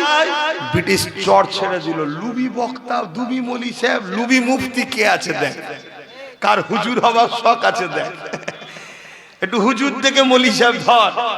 কথা বুঝছেন না? বোঝেন না? হ্যাঁ, হুজুরের বেলায় মুরগির রান, আমার বেলায় মুরগির ঠ্যাং। সে শুকনোটা ঠ্যাং খাওয়ার হুজুর কে আছে দেখ। কোন মুফতি সাহেবের লোভ আছে একটু হুজুর হবার দেখ, ধরে লিয়ায় ওকে। ব্রিটিশরা চর পেটিয়ে দিল, সব ধরে ধরে ধরে ধরে খবর হয়ে গেল। ব্রিটিশ তাদেরকে পয়সা দিল, লিজাও লিজাও লিজাও। কি করতে হবে? আব্দুল আজিজ মুহাদ্দিস দেহলভীর বিরুদ্ধে ফতোয়া দাও। ও ভুলভাল বকছে। কোথায় আছে ব্রিটিশদের বিরুদ্ধে লড়াই করা ফরজ? কোরআন হাদিসের কোথায় আছে? ব্যাস, ফতোয়া শুরু হয়ে গেল। দুটো গ্রুপ হলো না? হলো না? জোরে বলেন। ঠিক তেমনই ইতিহাস জানতে হবে। আজকে যখন আব্বাস সিদ্দিকী বলল দিদি মোদিকে ভোট দেয়া হারাম, ভোট দিলে ঈমান চলে যাবে, আমার বিরুদ্ধে একদল ফতোয়া দিয়েছে না? যায়নি? হ্যাঁ, কোথা পেয়েছে, কি হয়েছে, সব বাজে কথা, এসব চলবে না, বলছে না? বলেন। সেদিন ব্রিটিশ টাকা দিয়েছিল, আজকে ব্রিটিশদের বোন ডেকেছে এইদিকে আয়, এলে টাকা লিজা, টাকা লিজা, টাকা লিজা, আব্বাসের বিরুদ্ধে বল, আব্বাসের বিরুদ্ধে বল, বলছে না? বলেন। তা আমি তো বলছি তোদের হাতে সব ক্ষমতা। আমার এই ফতোয়াকে কাটার জন্য ব্রিকেট একটা ডেট কর, আর আমি যাব প্রমাণ করে দেবো দিদি মোদিকে যারা ভোট দেবে তারা বেঈমান জাহান্নামী হয়ে মরবে। আমি প্রমাণ করে দেবো, আজকে প্রমাণ করবে, একটু শুনবে? কারা কারা শুনতে চাও একটু হাত তুলে সাক্ষী দাও। শুনতে চাইছো? অসুবিধা নেই তোমার? যা করে খাচ্ছিলাম হুজুর খাওয়াটাও বন্ধ করে দেবে মনে হয়। কে বলেছে হুজুর বন্ধ করতে এসছে? তোর মন যাচ্ছে খেয়ে জাহান্নামে জানা, কিন্তু আমার বাপ, আমার মা, আমার ভাই, আমার বোনকে বুঝাবো না? বুঝাবো না? হ্যাঁ, তুই যদি আমার না হোস যা পারিস করগে যা। আমার রাসূলুল্লাহ দ্বীনের জন্য তোর যদি দিলে দয়া না থাকে, ময়া না থাকে, তোর মধ্যে ঈমান তো আগে থেকেই নেই রে। তুই যত খুশি খা না। কিন্তু যাদের দিলে ঈমান আছে, বোঝে না, সাথ দিচ্ছে, এগুলোকে বোঝানো দরকার আছে না নাই? কি গো, ঠিক বলছো তো? প্রথমে হাদিসটা কি বললাম মুসলিম শরীফের? অন্যায় দেখলে হাত দিয়ে রুখে দাও। অন্যায় দেখলে হাত দিয়ে বলুন রুখে দাও। যদি হাত দিয়ে রুখতে না পারো মুখ দিয়ে অন্যায়ের প্রতিবাদ করো। যদি প্রতিবাদ করতে না পারো অন্তর থেকে ঘৃণা করে দূরে সরে যাও। আর অন্তর থেকে ঘৃণা করে দূরে সরে যাওয়ার সময় রাসূল বললেন এটা হলো বড় দুর্বল ঈমান। বড় দুর্বল ঈমান, একদম ঈমানের কমজোরি আলামত হলো এটা, অন্তর থেকে ঘৃণা করে দূরে সরে যাওয়া। আর এর আগে আরো দুটো নমুনা কি আছে? হাত দিয়ে রুখবে না মুখ দিয়ে প্রতিবাদ করবে। দ্বিতীয় নম্বর কথা, আল্লাহ রাসূল বললেন মিশকাত শরীফের হাদিস, কেউ জালিম জানার পর, কেউ জালিম জানার পর কোন মুসলমান যদি ওই জালিমকে শক্তিশালী করার জন্য সাথ দেয়, ওই মুসলমানটা আল্লাহ নবী বলছে ইসলাম থেকে বেরিয়ে যাবে। যে ইসলাম থেকে বেরোয় তার ঈমান থাকে। দুটো হাদিস সামনে রাখলাম, এবারে বলি। অসুবিধা হচ্ছে? বলুন, কেন্দ্র সরকার 2025 ওয়াকফ কালা কানুন যেটা করেছে, এটা সংবিধানের পক্ষে না বিরুদ্ধে? এক নম্বর, এটা আমার ইসলামের পক্ষে না বিরুদ্ধে? এটা জুলুম না জুলুম নয়? এটা অন্যায় না অন্যায় নয়? রাসূল বললেন অন্যায় দেখলে হাত দিয়ে। তাহলে কেন্দ্র সরকারের এই কালা কানুন, সংবিধান বিরোধী কানুন, ইসলাম বিরোধী কানুন, মসজিদ মাদ্রাসা কবরস্থান ঈদগাহকে মিটিয়ে দিবার চক্রান্তের কানুনকে রাসূলুল্লাহর হাদিস অনুযায়ী ঈমানের বৈশিষ্ট্যের মধ্যে প্রথম বৈশিষ্ট্য হলো হাত দিয়ে রুখতে হবে। যদি হাত দিয়ে রুখতে নাও পারি, কেন্দ্র সরকারের কালা কানুনের বিরুদ্ধে মুখ দিয়ে প্রতিবাদ করতে হবে। তোমার এই আইন মানছি না, তোমার এই কালা কানুন মিটিয়ে যাক মানছি না। এইভাবে প্রতিবাদ করতে গিয়ে যদি জেল হয় জেলে যেতে হবে, মার হয় মার খেতে হবে, যা হয় হবে। ঈমানকে বাঁচাবার স্বার্থে তোমাকে প্রতিবাদ করতে হবে। যদি প্রতিবাদ করার ক্ষমতাও তোমার না থাকে, কমসে কম কেন্দ্র সরকারের কালা কানুনের বিরুদ্ধে ঘৃণা করে দূরে সরে যেতে হবে। আর এই দূরে সরে যাওয়াটাও যারা করবে তাদের ঈমানটা কমসে কম আছে, কিন্তু বড় দুর্বল। এই তিনটের মধ্যে কোনোটা না করে কোন মুসলমান যদি এরপরও কেন্দ্র সরকারকে ভোট দেয়, তার মানে সাথ দিল, তাহলে তার মধ্যে ঈমান আছে মনে হয়? এই জোরে বলুন, বুঝে বুঝে বলছেন তো? রাসূল পাক সাল্লাল্লাহু আলাইহি ওয়াসাল্লামের হাদিস এটা। তাহলে তুমি ক্ষমতা নেই হাত দিয়ে রুখার, ঠিক আছে, মুখ দিয়ে প্রতিবাদ তাও করতে পারোনি, ঠিক আছে, আরে অন্তত ঘৃণা তো করো। তা না করে তুমি ওকে ভোট দিচ্ছ, তাহলে তুমি মূলত মসজিদ মাদ্রাসার বিরুদ্ধেই ভোট দিলে। যে মসজিদ মাদ্রাসার দুশমন হয় তার ঈমান থাকে? ঠিক এই কথাটা প্রথম বলেছিলাম। তারপরের কথা হলো এটাই, বুকে হাত দিয়ে বলো কেন্দ্র সরকারের বিরুদ্ধে আন্দোলন করব। আর রাজ্য সরকার বলবে দিল্লি গিয়ে আন্দোলন করো, আমি সব থেকে বড় দুশ্মন হব। এবং অনেক মুসলিম ছেলে আন্দোলন করার জন্য কেস দিয়েছে। তাহলে এই রাজ্য সরকার এটা ঠিক করছে না অন্যায় করছে? রাজ্য সরকার বলছে কোরআন শেষ হয়ে যাবে, আমার উন্নতি শেষ হবে না, এই কথাটা ঠিক বলছে না অন্যায় বলছে? রাজ্য সরকার রেশনের মাধ্যম দিয়ে নিরীহ নবীর উম্মতদের ঘরে প্রসাদ খাইয়ে কাফের বানাবে, এটা ঠিক করছে না অন্যায় করছে? রাজ্য সরকার স্লোগান তুলেছে ধর্ম যার যার উৎসব সবার, ধর্ম যার যার উৎসব সবার। আরে উৎসব তো ধর্মকে কেন্দ্র করে হয়। যে ধর্মে গায়রুল্লাহর উপাসনা করা হয় সেই উৎসবের সঙ্গে কোন মুসলমান যদি বলে এটা আমারও উৎসব, ওই মুসলমান মুশরিক কাফের হবে না? হবে না। তাহলে রাজ্য সরকার আমাদের ঘরে চাকরি দিল না, পড়া দিল না, পজিশন দিল না, অধিকার দিল না, উপরন্তু আমাদের ঘরে বেঈমান মুশরিক কাফের বানাচ্ছে, এটা ঠিক করছে না অন্যায় করছে? রাসূলুল্লাহর হাদিস, অন্যায়ের বিরুদ্ধে হাত দিয়ে লড়তে হবে। আবার রিসেন্ট এই কয়েক মাস আগে আবার রাজ্য সরকার কেন্দ্র সরকারের সেই ওয়াকফ কালা কানুনকে মেনে নিয়েছে না নেয়নি? জোরে বলুন। তাহলে কেন্দ্র সরকার আইন করেছে, এই আইনকে অ্যাকসেপ্ট করে বাংলায় লাগু করছে।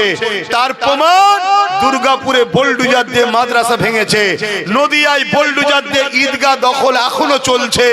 মন দিয়ে শোনেন, জেনে রাখেন, তাহলে ও যেমন ইসলাম বিরোধী করে, সংবিধান বিরোধী করে আইন করেছে, এও সেই আইনকে সাপোর্ট করে সংবিধান ও ইসলামের বিরোধী হয়েছে না হয়নি?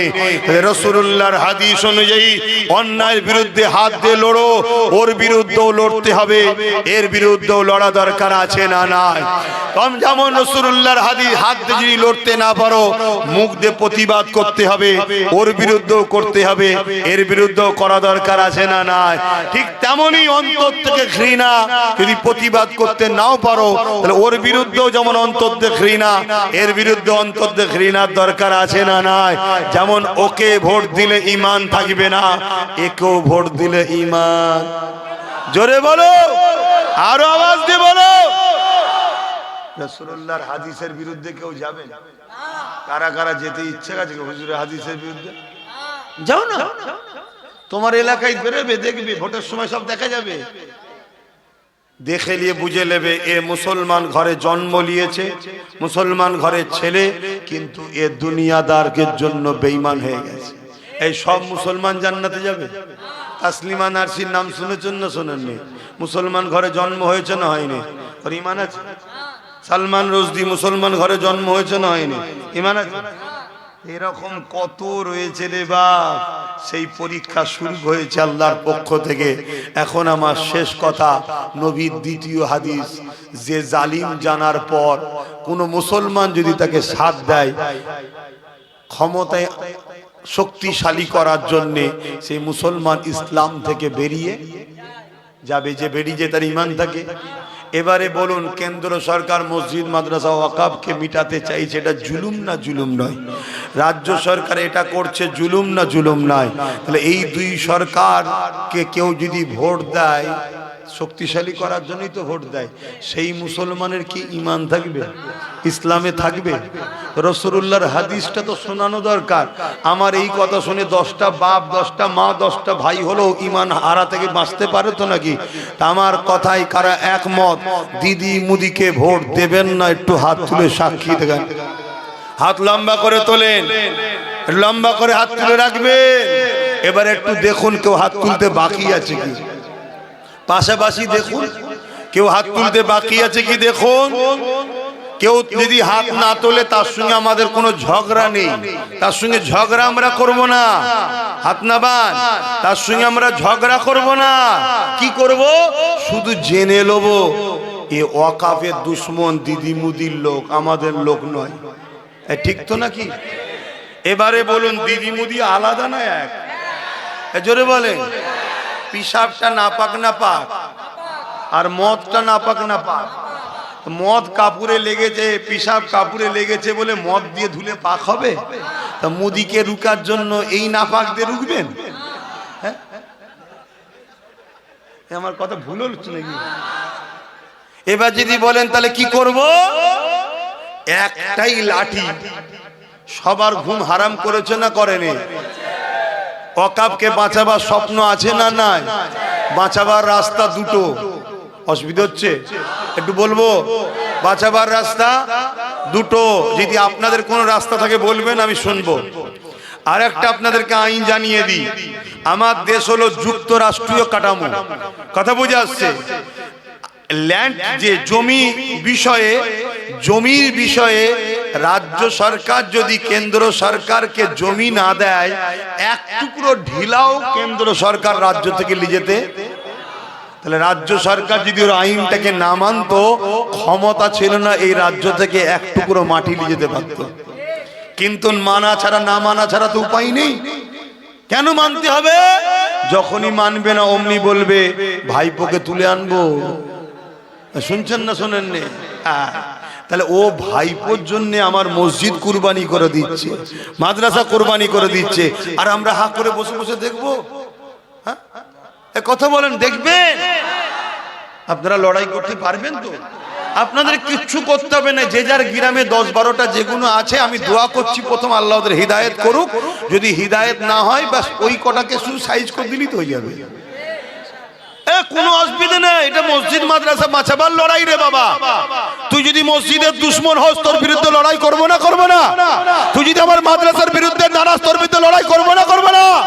এই তো আস্তে আস্তে দেখছিলাম লুঙ্গি পরে, মনে হয় 60 বছর বয়স হবে, এক চাচা বক্তব্য দিচ্ছে দিদির পক্ষে, তো ওর উপরে দয়া করলে হবে? কথা বলেন। আমার বাপও যদি ইসলামের বিরুদ্ধে দাঁড়ায়, তার বিরুদ্ধে লড়াই করতে হবে, এর নাম ইসলাম। এ কথা বুঝে আসছে না? নয়? আর এটাই তো আল্লাহর পরীক্ষা।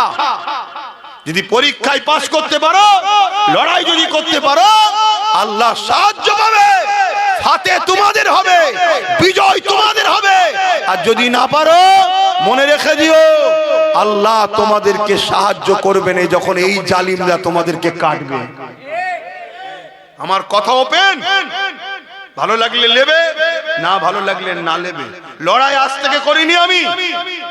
যখন চুচুড়ার মসজিদ মাদ্রাসায় তালা মারা হয়েছিল, তখন আমার কোনসা দল ছিল, কি ছিল, তারপরেও লড়াই করে মসজিদ মাদ্রাসা খুলিছি না খুলিনি?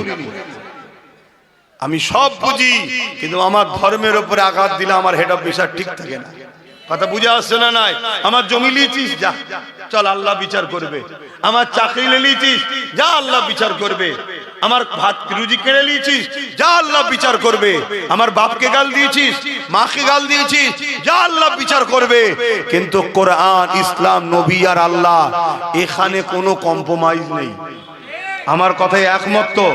তাহলে আগামী দিন কোরআনের পক্ষে, ইসলামের পক্ষে, ওয়াকফের পক্ষে আমরা লড়বো। যারা ওয়াকফের দুশমন, তাদের বিরুদ্ধে আমরা লড়বো। এই লড়াইয়ে যদি আমার গ্রামের কোন মুসলিম নামধারী আমাদের সামনে আসে, তাদের উপরে এক জাররা পরিমাণ দয়া আমরা দেখাবো না। এই কথাই কারে একমত? একটু হাত তুলে দেখান। এই একমত তো নাকি? একদম ওপেন কথা বলে দিচ্ছি, তুমি তোমার বেঈমান নেতার গদির জন্য যদি আমায় মারতে পারো, আমি আমার খোদার ঘরের জন্য তোমার জন্য হাত কাঁপবে না। এ কথা কি আমার বলা ভুল হয়ে গেল?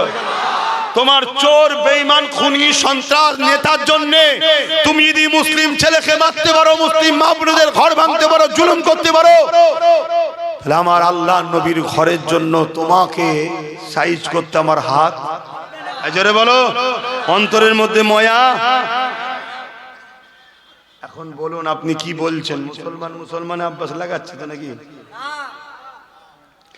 আল্লাহ নবী যখন মক্কা শরীফে ইসলামের প্রচার করলো, ওই সময় মক্কার মুশরিকরাও বলেছিল যে মুহাম্মদ তুমি যা করলে ঘরে ঘরে সব লেগিয়ে দিলে। আল্লাহ নবী বললেন তোমরা আসো তাওহীদের দিকে, সত্যের দিকে, তাহলেই তো সব ঠিক হয়ে যায়। কথা মাথায় ঢুকছে না? আমরা কারো মন্দির ভাঙতে যাচ্ছি, গুরুদ্বার ভাঙতে যাচ্ছি, গির্জা ভাঙতে যাচ্ছি, কারো ঘর দখল করছি, ভাইপোর বাড়ি দখল করছি না। কেন দখল করতে যাব? কিন্তু বারবার আমাদেরটাই দখল করা হচ্ছে না, হয়নি? আমাদের উপরেই জুলুম হচ্ছে না, হয়নি? তাহলে আমি ডিফেন্স করব না? তোমরা পারবে তো? সেদিন ফেরাউনের দিকে সৈন্য ছিল, মুসা নবীর দিকে আল্লাহ ছিল। সেদিন নমরুদের দিকে সৈন্য বাহিনী ছিল, ইব্রাহিম নবীর দিকে আল্লাহ ছিল। সেদিন এজিদের দিকে রাজ পাওয়ার সৈন্য ছিল, আমার হোসাইনের দিকে আল্লাহ ছিল। সেদিন এই হিন্দুস্তানি আমার গরিবের নওয়াজ আর জালিম বাদশার সাথে লড়াই হয়েছিল। জালিমের দিকে সৈন্য সামন্তর অর্থ ম্যান পাওয়ার সব ছিল, আমার গরিবের নওয়াজের দিকে আল্লাহ ছিল। বিজয়টা কিন্তু গরিবের নওয়াজেরই হয়েছে। জোরে বলুন সুবহানাল্লাহ। ঘাবড়াবার কিছু নেই, ঘাবড়াবার কিছু নেই। আল্লাহর ঘরের জন্য যদি আমার জীবনটা যায়, নিজেকে ধন্য মনে করব। রাসূলের মাদ্রাসার জন্য যদি আমার জীবনটা যায়, আমি আব্বাস নিজেকে ধন্য মনে করব। মরণ তো আজ নাই কাল হবে রে বাবা, ঠিক তো নাকি? আর আমার মরণ যদি এখনো 10 বছর বেঁচে থাকার থাকে, তাহলে কালকে লড়াই করে মরে যাওয়া মনে হচ্ছে নাকি? তোমাদের ধারণা কি? প্রত্যেকটা বেগদা ছাড়া ছাড়া যদি কিছু পড়ে, তাও মরণ হবে না। কেন? বাজ পড়লো মরণ কেন? 10 বছর বাকি আছে এখন, কথা মাথায় ঢুকছে? আর মরণ যদি তোমার কপালে লিখে থাকে, তুমি ঘরের মধ্যে শুয়ে থাকবে, রাস্তা হয়তো 50 কিলোমিটার দূরে, তারপরেও দেখছো কখনো একটা গ্রামে হয়তো রাস্তা ভুলে গিয়ে মেন রোড ছেড়ে একটা লরি ঢুকেছিল ওই রাত্রি, কোনো কারণে হয়তো সেটাই তোমার ঘাড়ের ওপর জুটে পড়েছে। মানে এরকম কপালে লিখা ছিল। কথা কিছু বুঝছেন? শহরের ছেলে, এলাকায় পুকুর টুকুর কিচ্ছু নেই, গ্রামে একদিন এসেছিল, একদিনই মরে গেছে। তার মানে করে কপালে ছিল ওই দিন, তাই টেনে নিয়ে আসা হয়েছে। গ্রামের ছেলে, রেল লাইন আশপাশে নেই, কোনোদিন রেলই দেখেনি, একদিন গেছে, একদিনই কাটা পড়ে গেছে। ঘটে না? ঘটে না? ওর কপালে ছিল ওইটা। অতএব বাপ, আমার কথা তাহলে বলো, ওয়াকাফ বাঁচানো দরকার তো নাকি? যদি ওয়াকাফ বাঁচাতে ভারতের মুসলমান না পারো, তোমাদের অস্তিত্ব থাকবে না, এটা মনে রেখে দেখো। এই বাঁচাবার পন্থা আমার জানা দুটো, আমি বলবো একটু। নাম্বার 1 হলো সুপ্রিম কোর্ট। কেন? যারা আইন করেছে লোকসভারও আব্বা হলো সুপ্রিম কোর্ট। কথা শুনছেন তো? হ্যাঁ, দেশের সর্বোচ্চ মাথা। সুপ্রিম কোর্ট যদি আইনকে বাতিল করে দেয়, বাতিল হবে। তা সুপ্রিম কোর্ট কি এমনি এমনি বাতিল করে দেবে? কথা বলেন, সুপ্রিম কোর্ট কি এমনি এমনি বাতিল করে দেবে? আমরা যদি ঘুমোই, সুপ্রিম কোর্ট কি বলবে? তারাও তো মানুষ নাকি? তাদেরও বউ বাচ্চা ছেলে পুলে আছে না নাই? যেমন বাবরি মসজিদের কেস করে ঘুমোচ্ছিলাম বলে আমরা রায় পেলাম না, তাহলে কেস যেমন করতে হবে, তেমন ট্রিটমেন্টার যোগাযোগটা, আন্দোলনটা তেমন জারি, জোরে বলে, রাখতে হবে। তাই কেস যেমন করতে হবে, আন্দোলন জারি। যারা বলেছিল বিজেপির হাত থেকে মুসলমানকে বাঁচাবে, তারা কেস করেছে তো? সরকার কেস করেছে? তাহলে বলো, সেই একজনই কেস করেছে, নওশাদ সিদ্দিকী। তা আগামী দিন কলকাতায় যাচ্ছ নাকি ওর ডাকে? কি গো, কলকাতায় যাচ্ছ তো নাকি? যাওয়া দরকার। যদি বলো কেন, ওখানেও দেখলাম ওয়াকাফের বিষয়ে একটা পয়েন্ট আছে। তাহলে ভিড় যত বাড়বে, তত আন্দোলনটা প্রভাব দিল্লিতে পড়বে, এটা মাথায় রেখো। কাজ কাম তো রোজই আছে, যদি সময় পাও যাবে। তাহলে প্রথম নম্বর এটা কেস এবং আন্দোলন। দ্বিতীয় নম্বর হলো কি, কোন পাওয়ারে ওরা আইন করেছে ভাই? কোন পাওয়ারে? রাজ পাওয়ারে, এবং সংবিধানের বিরোধী আইন। তাহলে আমাদেরকেও রাজ পাওয়ার দখল করতে হবে, দখল করে আমরাও আইন করে ওয়াকাফকে ফিরিয়ে নেব। কথা বুঝে আসছে না? নাই। এবার শুরু করো তোমার রাজ্য থেকে। এই রাজ্যেই যদি তুমি বিধানসভাতে ক্ষমতায় থাকতে পারো, এখান থেকে বিল পাস করলে ব্যাস, করে আইন আর চলবে না তো? এখান থেকে জমি নিয়ে যেতে পারবে না? কথা মাথায় ঢুকছে না? ঢোকে না? তাহলে সেই জায়গাগুলো তোমরা মাথায় রাখো। এর জন্যই আব্বাস সিদ্দিকী বলে যে তোমরা শক্তিশালী হও, রাজ পাওয়ার করো। এই বলার থেকে আপনারা অখুশি হন নাকি? তাহলে আমার একটা শেষ কথা, নওশাদ সুপ্রিম কোর্টে কেস চালাচ্ছে ওয়াকাফকে বাঁচাবার জন্য, এটা কি ভুল করছে? তাহলে ঠিক যখন করছে, ওর সাথ দিয়ে দরকার আছে না? নয়, ও একা, ওর সাথে যদি আরো 30-40টা হয় ওর হাত মজবুত হবে না? হবে না? তাহলে ওয়াকাফ বাঁচাবার স্বার্থেও তো আমাদের উচিত ওর সাথ দেওয়া। বাকি আরো শিক্ষা শাস্ত্র অনেক কিছু রাজনীতিতে প্রয়োজন আছে, সেটা ভিন্ন বিষয়। একটা ধর্মগুরু হিসেবে জিজ্ঞেস করছি, ওয়াকাফ বাঁচাবার স্বার্থেও তো সাথ দেওয়া দরকার আছে না নাই? কারা ওর সাথ দিতে রাজি আছে একটু হাত তুলে দেখাবে। আমি জোর করলাম? জোর করেছি? হাত নামাও।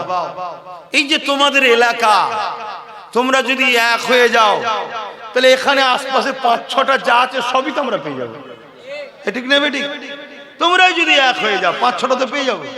তাহলে এইভাবে এরকম করে করে করে করে যদি 30-40টা ওর হাতে যায়, তারপরে এবার একদিন দেখবে পুরো চলে যাবে। কথা মাথায় ঢুকছে না? ঢুকে না? তে কোনো ভাববে, মাথায় রাখবে।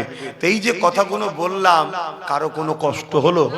কারো মনের মধ্যে হয়নি তো যে হুজুর সবই ঠিক আছে, এই জলসায় এসে রাজনীতির কথা বলছে কেন?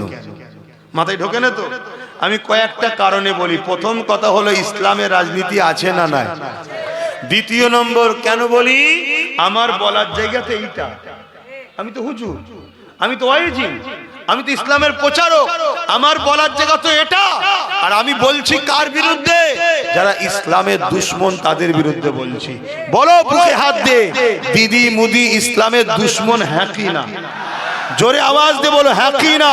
আল্লাহকে সাক্ষী রেখে বলো হ্যাঁ কি না? এরা ইসলামের দুশ্মন হ্যাঁ কি না? যারা হ্যাঁ বলছো হাত তুলে দেখাও। তাহলে বলো ইসলামের দুশ্মনের বিরুদ্ধে বলার জায়গা এটা নয়? এখান থেকে ফেরাউনের বিরুদ্ধে বলা হয় না? হয় না? এখানে নমরুদের বিরুদ্ধে বলা হয় না? হয় না? এজিদের বিরুদ্ধে বলা হয় না? হয় না? চিঙ্গিস খানের বিরুদ্ধে বলা হয় না? হয় না? আবু জেল, উতবা, সাইবা, উমাইয়াদের বিরুদ্ধে বলা হয় না? হয় না? তারা কে ছিল? তৎকালীন সময় জালিম শাসক ছিল। তাহলে এখান থেকে যদি তৎকালীন সময়ে জালিম শাসকের বিরুদ্ধে বলা হয়, কেন? তারা ইসলামের দুশ্মন ছিল, মানবতার দুশ্মন ছিল, মনুষ্যত্বের দুশ্মন ছিল। তাহলে আজকের দিনেও যদি কেউ ইসলামের দুশ্মন, মানবতার দুশ্মন, মনুষ্যত্বের দুশ্মন থাকে, তার বিরুদ্ধে এখান থেকে বলা যাবে না? যাবে না? কোনটা? তাই বলছি। অনেকে ফেরাউনের বিরুদ্ধে বলে, নমরুদের বিরুদ্ধে বলে, সাদ্দাতের বিরুদ্ধে বলে। আরে মৌলানা মুফতি সাহেব, ফেরাউনের বিরুদ্ধে বলছিস কেন? না, ফেরাউন ইসলামের দুশ্মন ছিল, জালিম শাসক ছিল। নমরুদের বিরুদ্ধে বলছিস কেন রে? না, নমরুদ জালিম শাসক ছিল, কওমকে জানানো দরকার। ও তাই নাকি? আবু জেলের বিরুদ্ধে বলছিস কেন? আবু জেল ইসলামের দুশ্মন ছিল, জালিম শাসক ছিল। এজিদের বিরুদ্ধে বলছিস কেন? এজিদ ইসলামের দুশ্মন ছিল, জালিম শাসক ছিল, তাই তাদের বিরুদ্ধে বলছি। শুনছেন? শুনছেন? তাহলে আজকে সেই মৌলানাকে জিজ্ঞেস করো, মরা এজিদ, মরা ফেরাউন, মরা আবু জেলের বিরুদ্ধে বলছিস, জেন্ত গুণের বিরুদ্ধে কে বলবে? কথা বুঝছেন না? বুঝলেন? আজকের দিদি মুদি এরা কি ইসলামের বিরুদ্ধে নয়? তাহলে এরা আজকের আবু জেল, উতবা, সাইবার সাথে পার্থক্য কিছু আছে? তাহলে এদের বিরুদ্ধে কে বলবে? তা তুমি বলুনি, আমি বলিনি, কেউ বলেনি। কেউ যদি বলে তার বিরোধী করা কি উচিত হবে? বলো তোমরা আমার বিরুদ্ধে? কি গো আব্বা, মন খারাপ হচ্ছে নাকি? আমার ওই মুরব্বী বাপ পিছনে বসে আছে, ঠান্ডা লাগছে? খোলা আকাশের নিচুতে আপনাকে বসিয়েছে, জনগুলো সব খোলা আকাশের নিচুই যাওয়া দরকার। হ্যাঁ, বলো আমি কি ভুল করলাম? এরপরও যদি ভুল করে থাকি মনে হয় তার সাথে আমার কোনো সম্পর্ক নেই, কিন্তু আমি আল্লাহ ও রসুলের পক্ষে থাকব। কথা ঠিক আছে? আমি কাউকে চিনি না। রাজনীতি করছো করে যাও, যখনই তোমার নেতা আমার ধর্মের বিরুদ্ধে হাত দেবে, তোমার নেতাকে কিন্তু আমি ছাড়বো না। এবার তোমার নেতাকে যদি বলো আমার হাতে পাওয়ার আছে, তা দেখ, তোর হাতে পাওয়ার আছে তা দেখ, ট্রাই করে দেখ না। এই কথা বুঝছেন না? চুলকোনা মেরে দেবে আমার আল্লাহ, চিন্তা করুনি? কত চুলকোনা মেরে দিয়েছে। মুসা নবীর পিছনে পাওয়ার দেখে ছুটছিল, মেরে ফেলবো, মেরে ফেলবো, মেরে ফেলবো। আর লাস্টে আল্লাহ বলছে পানি এক জায়গায় হয়ে যাচ্ছে, এবার খেলটা দেখি একবার, ব্যাস শুধু চোখ করে উঠছে, একবার চোখ করে নিচে ঢুকছে। কে? পুরো ফেরাউন বাহিনী নীল নদে চুবিয়ে চুবিয়ে আল্লাহ ডুবিয়ে ডুবিয়ে মেরে দিয়েছে। নমরুদ, ওরে সর্বনাশ, কি পাওয়ার! পৃথিবীর রাজা, দাদাগিরি মানে বলছে আল্লাহর সঙ্গে যুদ্ধ করব। না না না, একজন আলেমকে বসে কি কথা? আমি তো জানি না, আমি জানি আমি না এর কথা বলে না, এটা আদর্শ না, এটা আদর্শ না। উনি যদি দাদা হুজুরের আওলাদ হতো আর আমি যদি ওই জায়গায় বসে থাকতাম, পরের কষ্টটাকে নিজের মনে করে দেখতে হয়, কথা মাথায় ঢুকছে, এটা আদর্শ না। তো যাক, আমি অনেক কিছু বললাম, কেউ কষ্ট পেলেন? তো যাক, আমি আর কথা বাড়াচ্ছি না, আপনারা আমাকে সালাম দেন। উনি দোয়া করবে, কেউ চলে যাবেন, আর আমার সঙ্গে হাতে মুসাফা কেউ করবে না। ও আরেকটা কাজ রয়েছে গো, যেটা কাজ, তোর দাঁতটাকে ভাঙলো, আরে সর্বনাশ, আস্তে তা একটা এই কাজটা একটু করে দিই। শোনো, বলছি কিন্তু একটা কাজ বাকি রয়ে গেছে। তো কি কাজ? আরে বলবে তো, পকেটে হাত দিবা, পকেটে হাত দেওয়া কাজ। কি হয়েছে? ও ঠিক আছে, বলে দেবে। 18ই মাঘ মাদ্রাসা, ও বড় গোপরে একটা মাদ্রাসা করছে, আমি জানেন তো, 18ই মাঘ জলসা আছে, আপনারা সকলে যাবেন। ওই 8টা 10টা পর্যন্ত, 8টা 9টা পর্যন্ত হবে। শোনেন, এই ছেলেরা যাচ্ছে, যার যা খুশি একটু দিয়ে দেন, যার যা খুশি, কেউ উঠবেন না, মনে দুঃখ করবো। হ্যাঁ, কি এটা ইন্তেকাল করেছে, আহা আল্লাহ, আরো কজন, 5 জন বললো, আল্লাহ কবুল, আল্লাহ জান্নাত নসিব করে দাও। ছেলে কোন কি হলো তোরা? দরুদ শরীফ, আল্লাহুম্মা সাল্লি আলা, আহা আল্লাহ জান্নাত। এই ছেলে বড় হলে একটু নলেজ শিখতে দেবে। ধরো,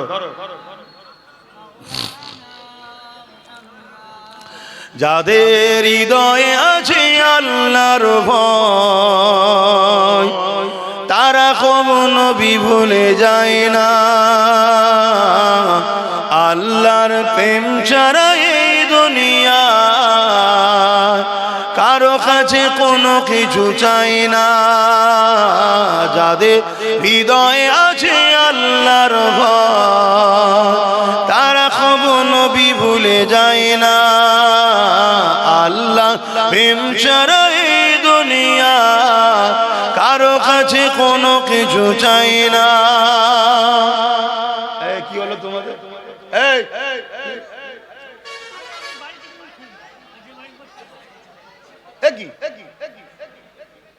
আমি তো বললাম কেউ উঠবে না, কষ্ট পাবো। আমি উঠলে কেন? কিরম ভালোবাস, বসো। ওনাকে তাহলে নিয়ে কেন দাওয়াত করে? আর তোমাদের এই জন্য আলেমে শুধু আমার সঙ্গে কেউ জলসা করতে চাইছে না। না না, ওনার সঙ্গে জলসা করবো না। ওনার আগে হলে হবে না, এমনি কি সমস্যা? আমি তো রাত্রি জলসা করি না, আই দিনে, আর না হয় মানুষের চাপে পড়ে সকালে সংসারের কাজ থাকে, নলে স্ত্রীর কাজ থাকে, বাধ্য সন্ধ্যেবেলা একটা করি। এই জন্য আমার পরে নামাজ রাখি। কমিটির উচিত ছিল নামাজ পড়িয়ে দেওয়া, নামাজ পড়েলি আবার নতুন করে শুরু করা। এটা মানুষকে অপমান করা হয় না। যদি আমার সামনে উঠে চলে যেত, আমার মনে দুঃখ লাগতো না? যখন আমি প্রথম জলসা শুরু করেছি, আমার অনেক চাচাদের পরে উঠেছিলাম, এক জায়গায় তো গিয়ে দিকে একটা খোঁড়া বসে আছে, বাকি সব পালিয়ে গেছে। এমন কি খবর তোমার? বলছে আমাকে যে নিয়ে যাবে সে হুজুরের সঙ্গে দেখা করতে গেছে। আমি ওই পালাতো, এটা কি অন্যায় নয় বলো? এগুলো কমিটিকে বুঝতে হয়। একটা নামাজ করে নিল, করে নিয়ে আবার নতুন করে শুরু হলো। ওয়াজ খুব সুন্দরই সবাই করে, কেউ খারাপ করে না, কিন্তু একটা মানুষ একটা মুড নিয়ে বসে, আর মুডটা যখন নষ্ট হয়ে যায় না, তার মেন্টালিটিটা চাপ পড়ে যায়। কথা বুঝে আসছে? আর যখন শুরু করবে, 5টা লোক এসে বসলো, 10টা লোক এসে বসলো, ওই ব্যক্তিটাই এত সুন্দর ওয়াজ করবে, আগামী দিন তার ওয়াজ শোনার জন্য লোক আগে থেকে এসে বসে থাকবে। এখনো করুনি, এখনো ভুল। এগুলো আমি বলেছিলাম, কিন্তু তোমরা তো কথা শোনোনি, কি বলবা?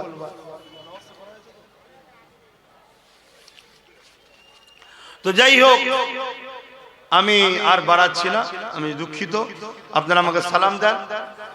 ওয়ালাইকুম আসসালাম ওয়া রাহমাতুল্লাহি ওয়া বারাকাতুহু। কেউ কষ্ট পেলেন, এরপরও যদি কষ্ট পান, আমার থেকে দূরে থাকবেন, কিন্তু আমি ইসলামের পক্ষে লড়ব। শুনছেন? আমি আমার কওমের মানুষদের জন্য লড়বো, পাশাপাশি হিন্দু, দলিত, আদিবাসী, সাঁওতাল, বাগদি, যে কোনো অসহায় গরিব আমার দিনের যদি দুশ্মন না হয় সেই আমার ভাই বোন।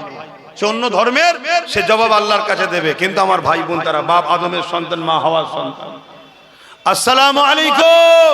কেউ মুসাফার হাত বাড়াবেন না, বসে বসে দরুদ পড়েন। আল্লাহ দিয়ে শয়তানের দলে থাকবে আর পরকালে তোমরা জান্নাতের আশা করবে, এর চেয়ে বড় বোকামি আর কিছু হবে না।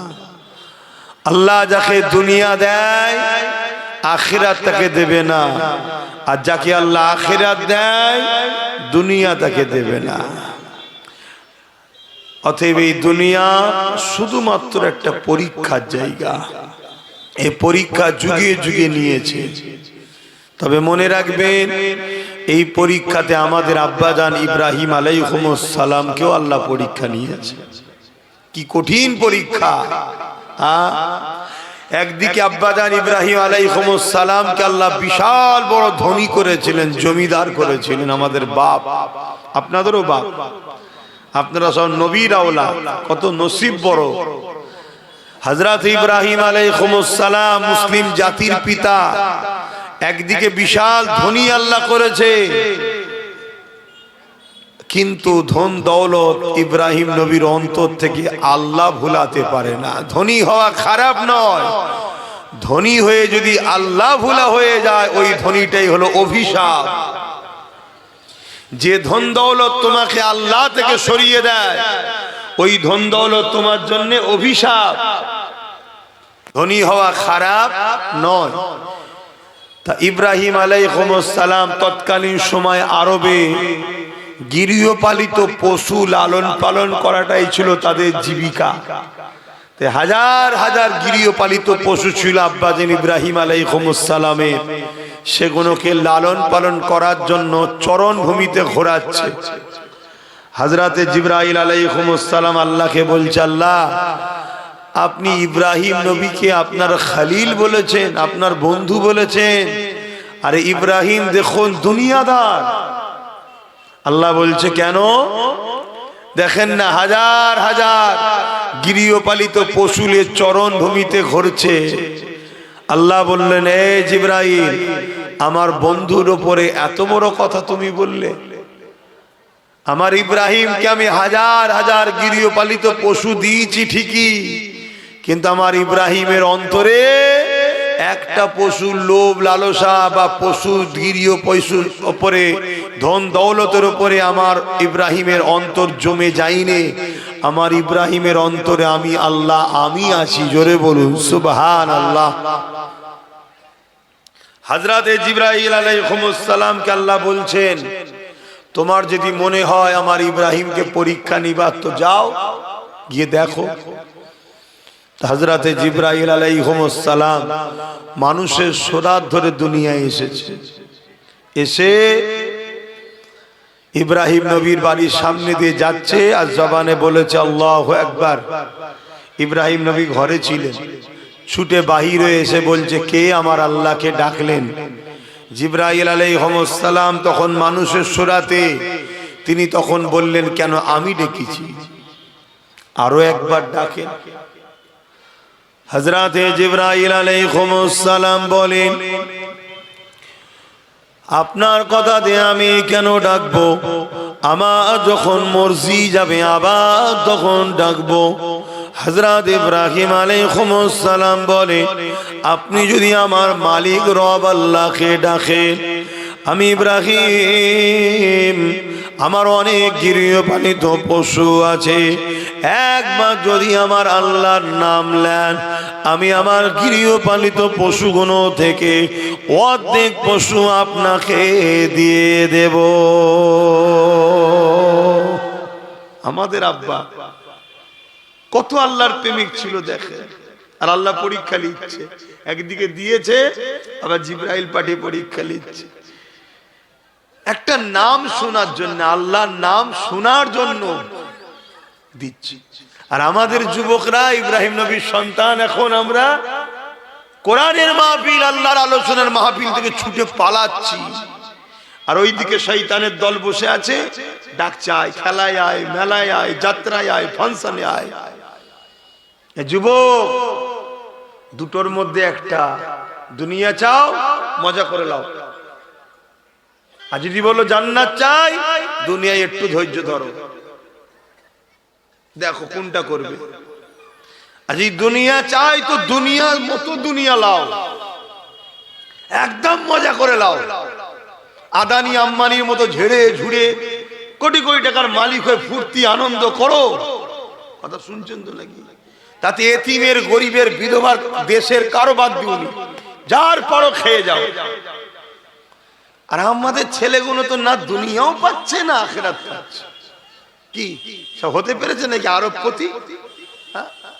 দুনিয়াও যাচ্ছে আখিরাতও যাচ্ছে।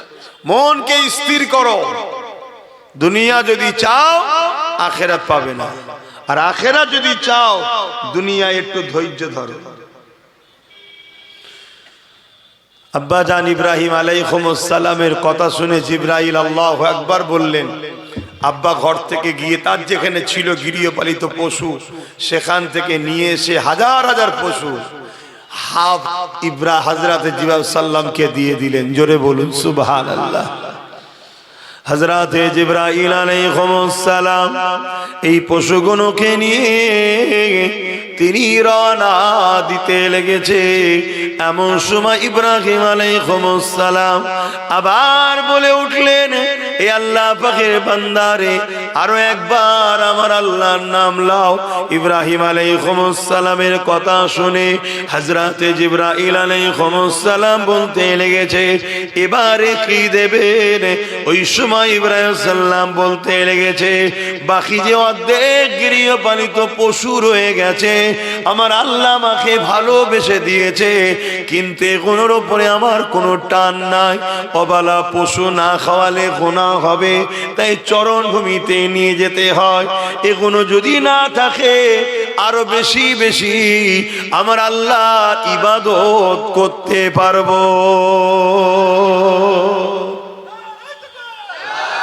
আর আমরা তখন টাকা গুনাতেই ব্যস্ত। হ্যাঁ, আমার নওজওয়ানেরা, হযরত ইব্রাহিম আলাইহিস সালাম মনে মনে অবাক হয়ে যাচ্ছে, কাকে আমি দুনিয়াদার বলেছিলাম, এ তো আল্লাহ পাকের প্রকৃত দিওয়ানা, আল্লাহ পাকের প্রকৃত মাহবুব। তাই হযরত জিবরাইল আলাইহিস সালাম আবার আল্লাহু আকবার বললেন। বাকি যে অর্ধেক গৃহপালিত পশু ছিল সম্পূর্ণ নিয়ে এসে হযরত জিবরাইল আলাইহিস সালামের হাতে দিয়ে দেয়। কি মোহাব্বত দেখে। কিন্তু এটা পরীক্ষা অপর দিকে। তাহলে বাপকে পরীক্ষা নিয়েছে, ছেলেদের পরীক্ষা নেবে না? আল্লাহ কোরআনের মধ্যে বলছে, তোমরা কি মনে করো যে একটা বান্দা পরীক্ষা ছাড়া জান্নাত চলে যাবে? কিন্তু শুকরিয়া আদায় করো যে আমাদেরকে আল্লাহ হালকা হালকা পরীক্ষা নিচ্ছে। এই পরীক্ষা দিয়ে আমরা ফেল হয়ে যাচ্ছি। যে পরীক্ষা সাহাবাদের নিয়েছে, ওই পরীক্ষা যদি আমাদের নিত কি হতো?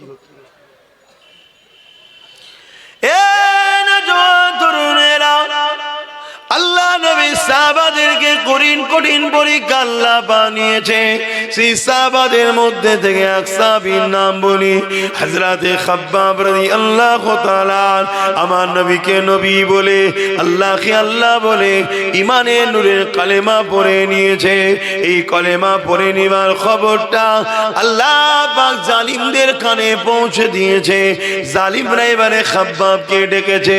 হযরতে খাব্বাবকে জিজ্ঞাসা করে, এ খাব্বাব রে, শুনলাম নাকি মুহাম্মদ রাসূলুল্লাহ দলে চলে গেছো। হযরতে খাব্বাব চিন্তা করতে লেগেছে, আমি যদি সত্য কথা বলে দিই এই জালিমরা আমাকে জানে মেরে দিতে পারে, আর মিথ্যা কথা যদি বলি আমার আল্লাহ পাক নারাজ হয়ে যাবে। আমি খাব্বাব আমার জান দিয়াকে পছন্দ করি, আমার আল্লাহকে নারাজ করা পছন্দ পছন্দ করি না।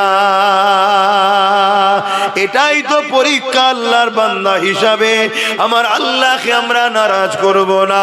এতে আজকে দুনিয়া আমাদেরকে যদি মেরে ফেলে, আমরা মরে যাওয়াকে পছন্দ করে নেব, আল্লাহ পাককে নারাজ করব না। হযরতে খাব্বাব বললেন, হ্যাঁ আপনি যেটা শুনেছেন সত্য শুনেছেন। হযরতে খাব্বাবকে জালিমরা জুলুম করা শুরু করে দিল। মুহাম্মদ রাসূলুল্লাহ দল ছেড়ে দাও, মুহাম্মদ রাসূলের সাথ ছেড়ে দাও, আমাদের দিকে চলে আসো, আমাদের সাথে চলে আসো, আমরা তোমাকে অনেক সম্মানিত করব, অনেক পদ দেব, অনেক অর্থ দেব। এ যুবক মন দিয়ে শুনবেন, কারণ আজকের দিন এই ঘটনা তোমার আমার সঙ্গে ঘটতে শুরু হয়েছে। সেদিনও দুটো দল ছিল, একটা রহমানের, একটা শয়তানের। রহমানের দলে আমার রাসূল পাক সাল্লাল্লাহু আলাইহি ওয়াসাল্লাম, জোরে বলুন সুবহানাল্লাহ।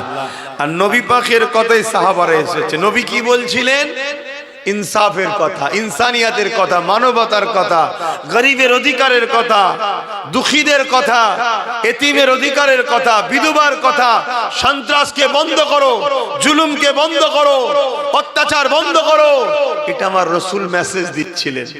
আর আবু জেল, উতবা, সাইবা, শয়তানের লোকেরা কি করছিল? তারা গরিবদেরকে লুটতো, জুলুম করত, খুন করত, নারীদেরকে বাজারে নিয়ে বিক্রি করত, বাচ্চা বাচ্চা কন্যা সন্তানকে জ্যান্ত পুঁতে দিত। তারা এমন করে সমাজে গরিব ঘরের ছেলেদের গলায় কোমরে বেল্ট লাগিয়ে বাজারে নিয়ে যে নিলামে তুলে বিক্রি করত। বলো আজকেও আবু জেল আছে না নাই? কথা বলো। আজকের জালিমরা এরকম করছে না করে না? হালকা হলেও করছে না করে না? অ্যাকচুয়ালি এনআরসিটা কি? এনআরসিটা হলো এই লেবার, গরিব লেবারকে গোলাম বানানো। খাঁচার মধ্যে ভরে দাও, বড় বড় কোম্পানি আসবে যে আমার আজকে অমুক এলাকার পাহাড়টা ভাঙার ব্যাপার আছে, বড় বড় কোম্পানি, আমার 10,000 লেবার লাগবে, 10,000 গরিবকে নিয়ে যাবে, নিয়ে যে ভাঙাবে, কিছু খেতে দেবে। এটা শীতকালের সময় ছিল, আজকে একটু পদ্ধতি চেঞ্জ হচ্ছে। এ কথা বুঝছেন? ইসলাম বলছে এই সকল জালিমদের বিরুদ্ধে লড়াই করা ফরজ। এই শিক্ষাটা আমি আজকে আপনাদেরকে দিচ্ছি, অনেক জায়গায় দিচ্ছি। আর যখন এই কথাগুলো আপনাদেরকে শিখাই, আজকের যারা আবু জেহেল আছে তখন আমার উপর রেগে যাচ্ছে। এইসব কথা বলার কি দরকার? নামাজের কথা নেই, রোজার কথা নেই। আরে নামাজ তো ব্যক্তি জীবনের ইবাদত, তা নামাজের কথা একে শোনাবো কেন? নামাজ আমি পড়ছি, আমি জানি নামাজের ট্রেনিং তো বাপ মাকে দিতে হয়, ওটা তো বাপ মার কাজ। কিন্তু নামাজ পড়ার পরও 72টা দল জাহান্নামে যাবে, সেই শিক্ষাটা তো আমাকে দিতে হবে। কথা মাথায় ঢুকছে তো নাকি? আল্লাহ নবী নূহ নবী দয়া নবী যখন মক্কা জমিনে অত্যাচার জুলুমের বিরুদ্ধে মানুষকে বোঝাতে লাগলো, ওই সময় দলে দলে মানুষ আমার রাসূলুল্লাহ দিকে আসতে লাগলো। তার মধ্যে থেকে প্রথম যারা এসেছিল তাদের উপরে প্রচন্ড জুলুমটা বেড়েছিল। আমি একটা উদাহরণ দিচ্ছি। আমি যখন জুলুমের বিরুদ্ধে বলছিলাম, প্রথম যারা এসেছিল রাসূলুল্লাহর গোলামের দিকে, তাদের উপর জুলুম বেড়েছিল না কমেছিল? আজকে তুলনামূলক একটু লোক আস্তে আস্তে আরো যারা বাড়ছে, হালকা হচ্ছে না কম বাড়ছে? এখন কিন্তু হালকা হচ্ছে অনেক জুলুমটা। কথা বুঝে আসছে না? কেন? তারাও ভাবছে যে পাল্লা ভারী হচ্ছে। এই শুনছেন?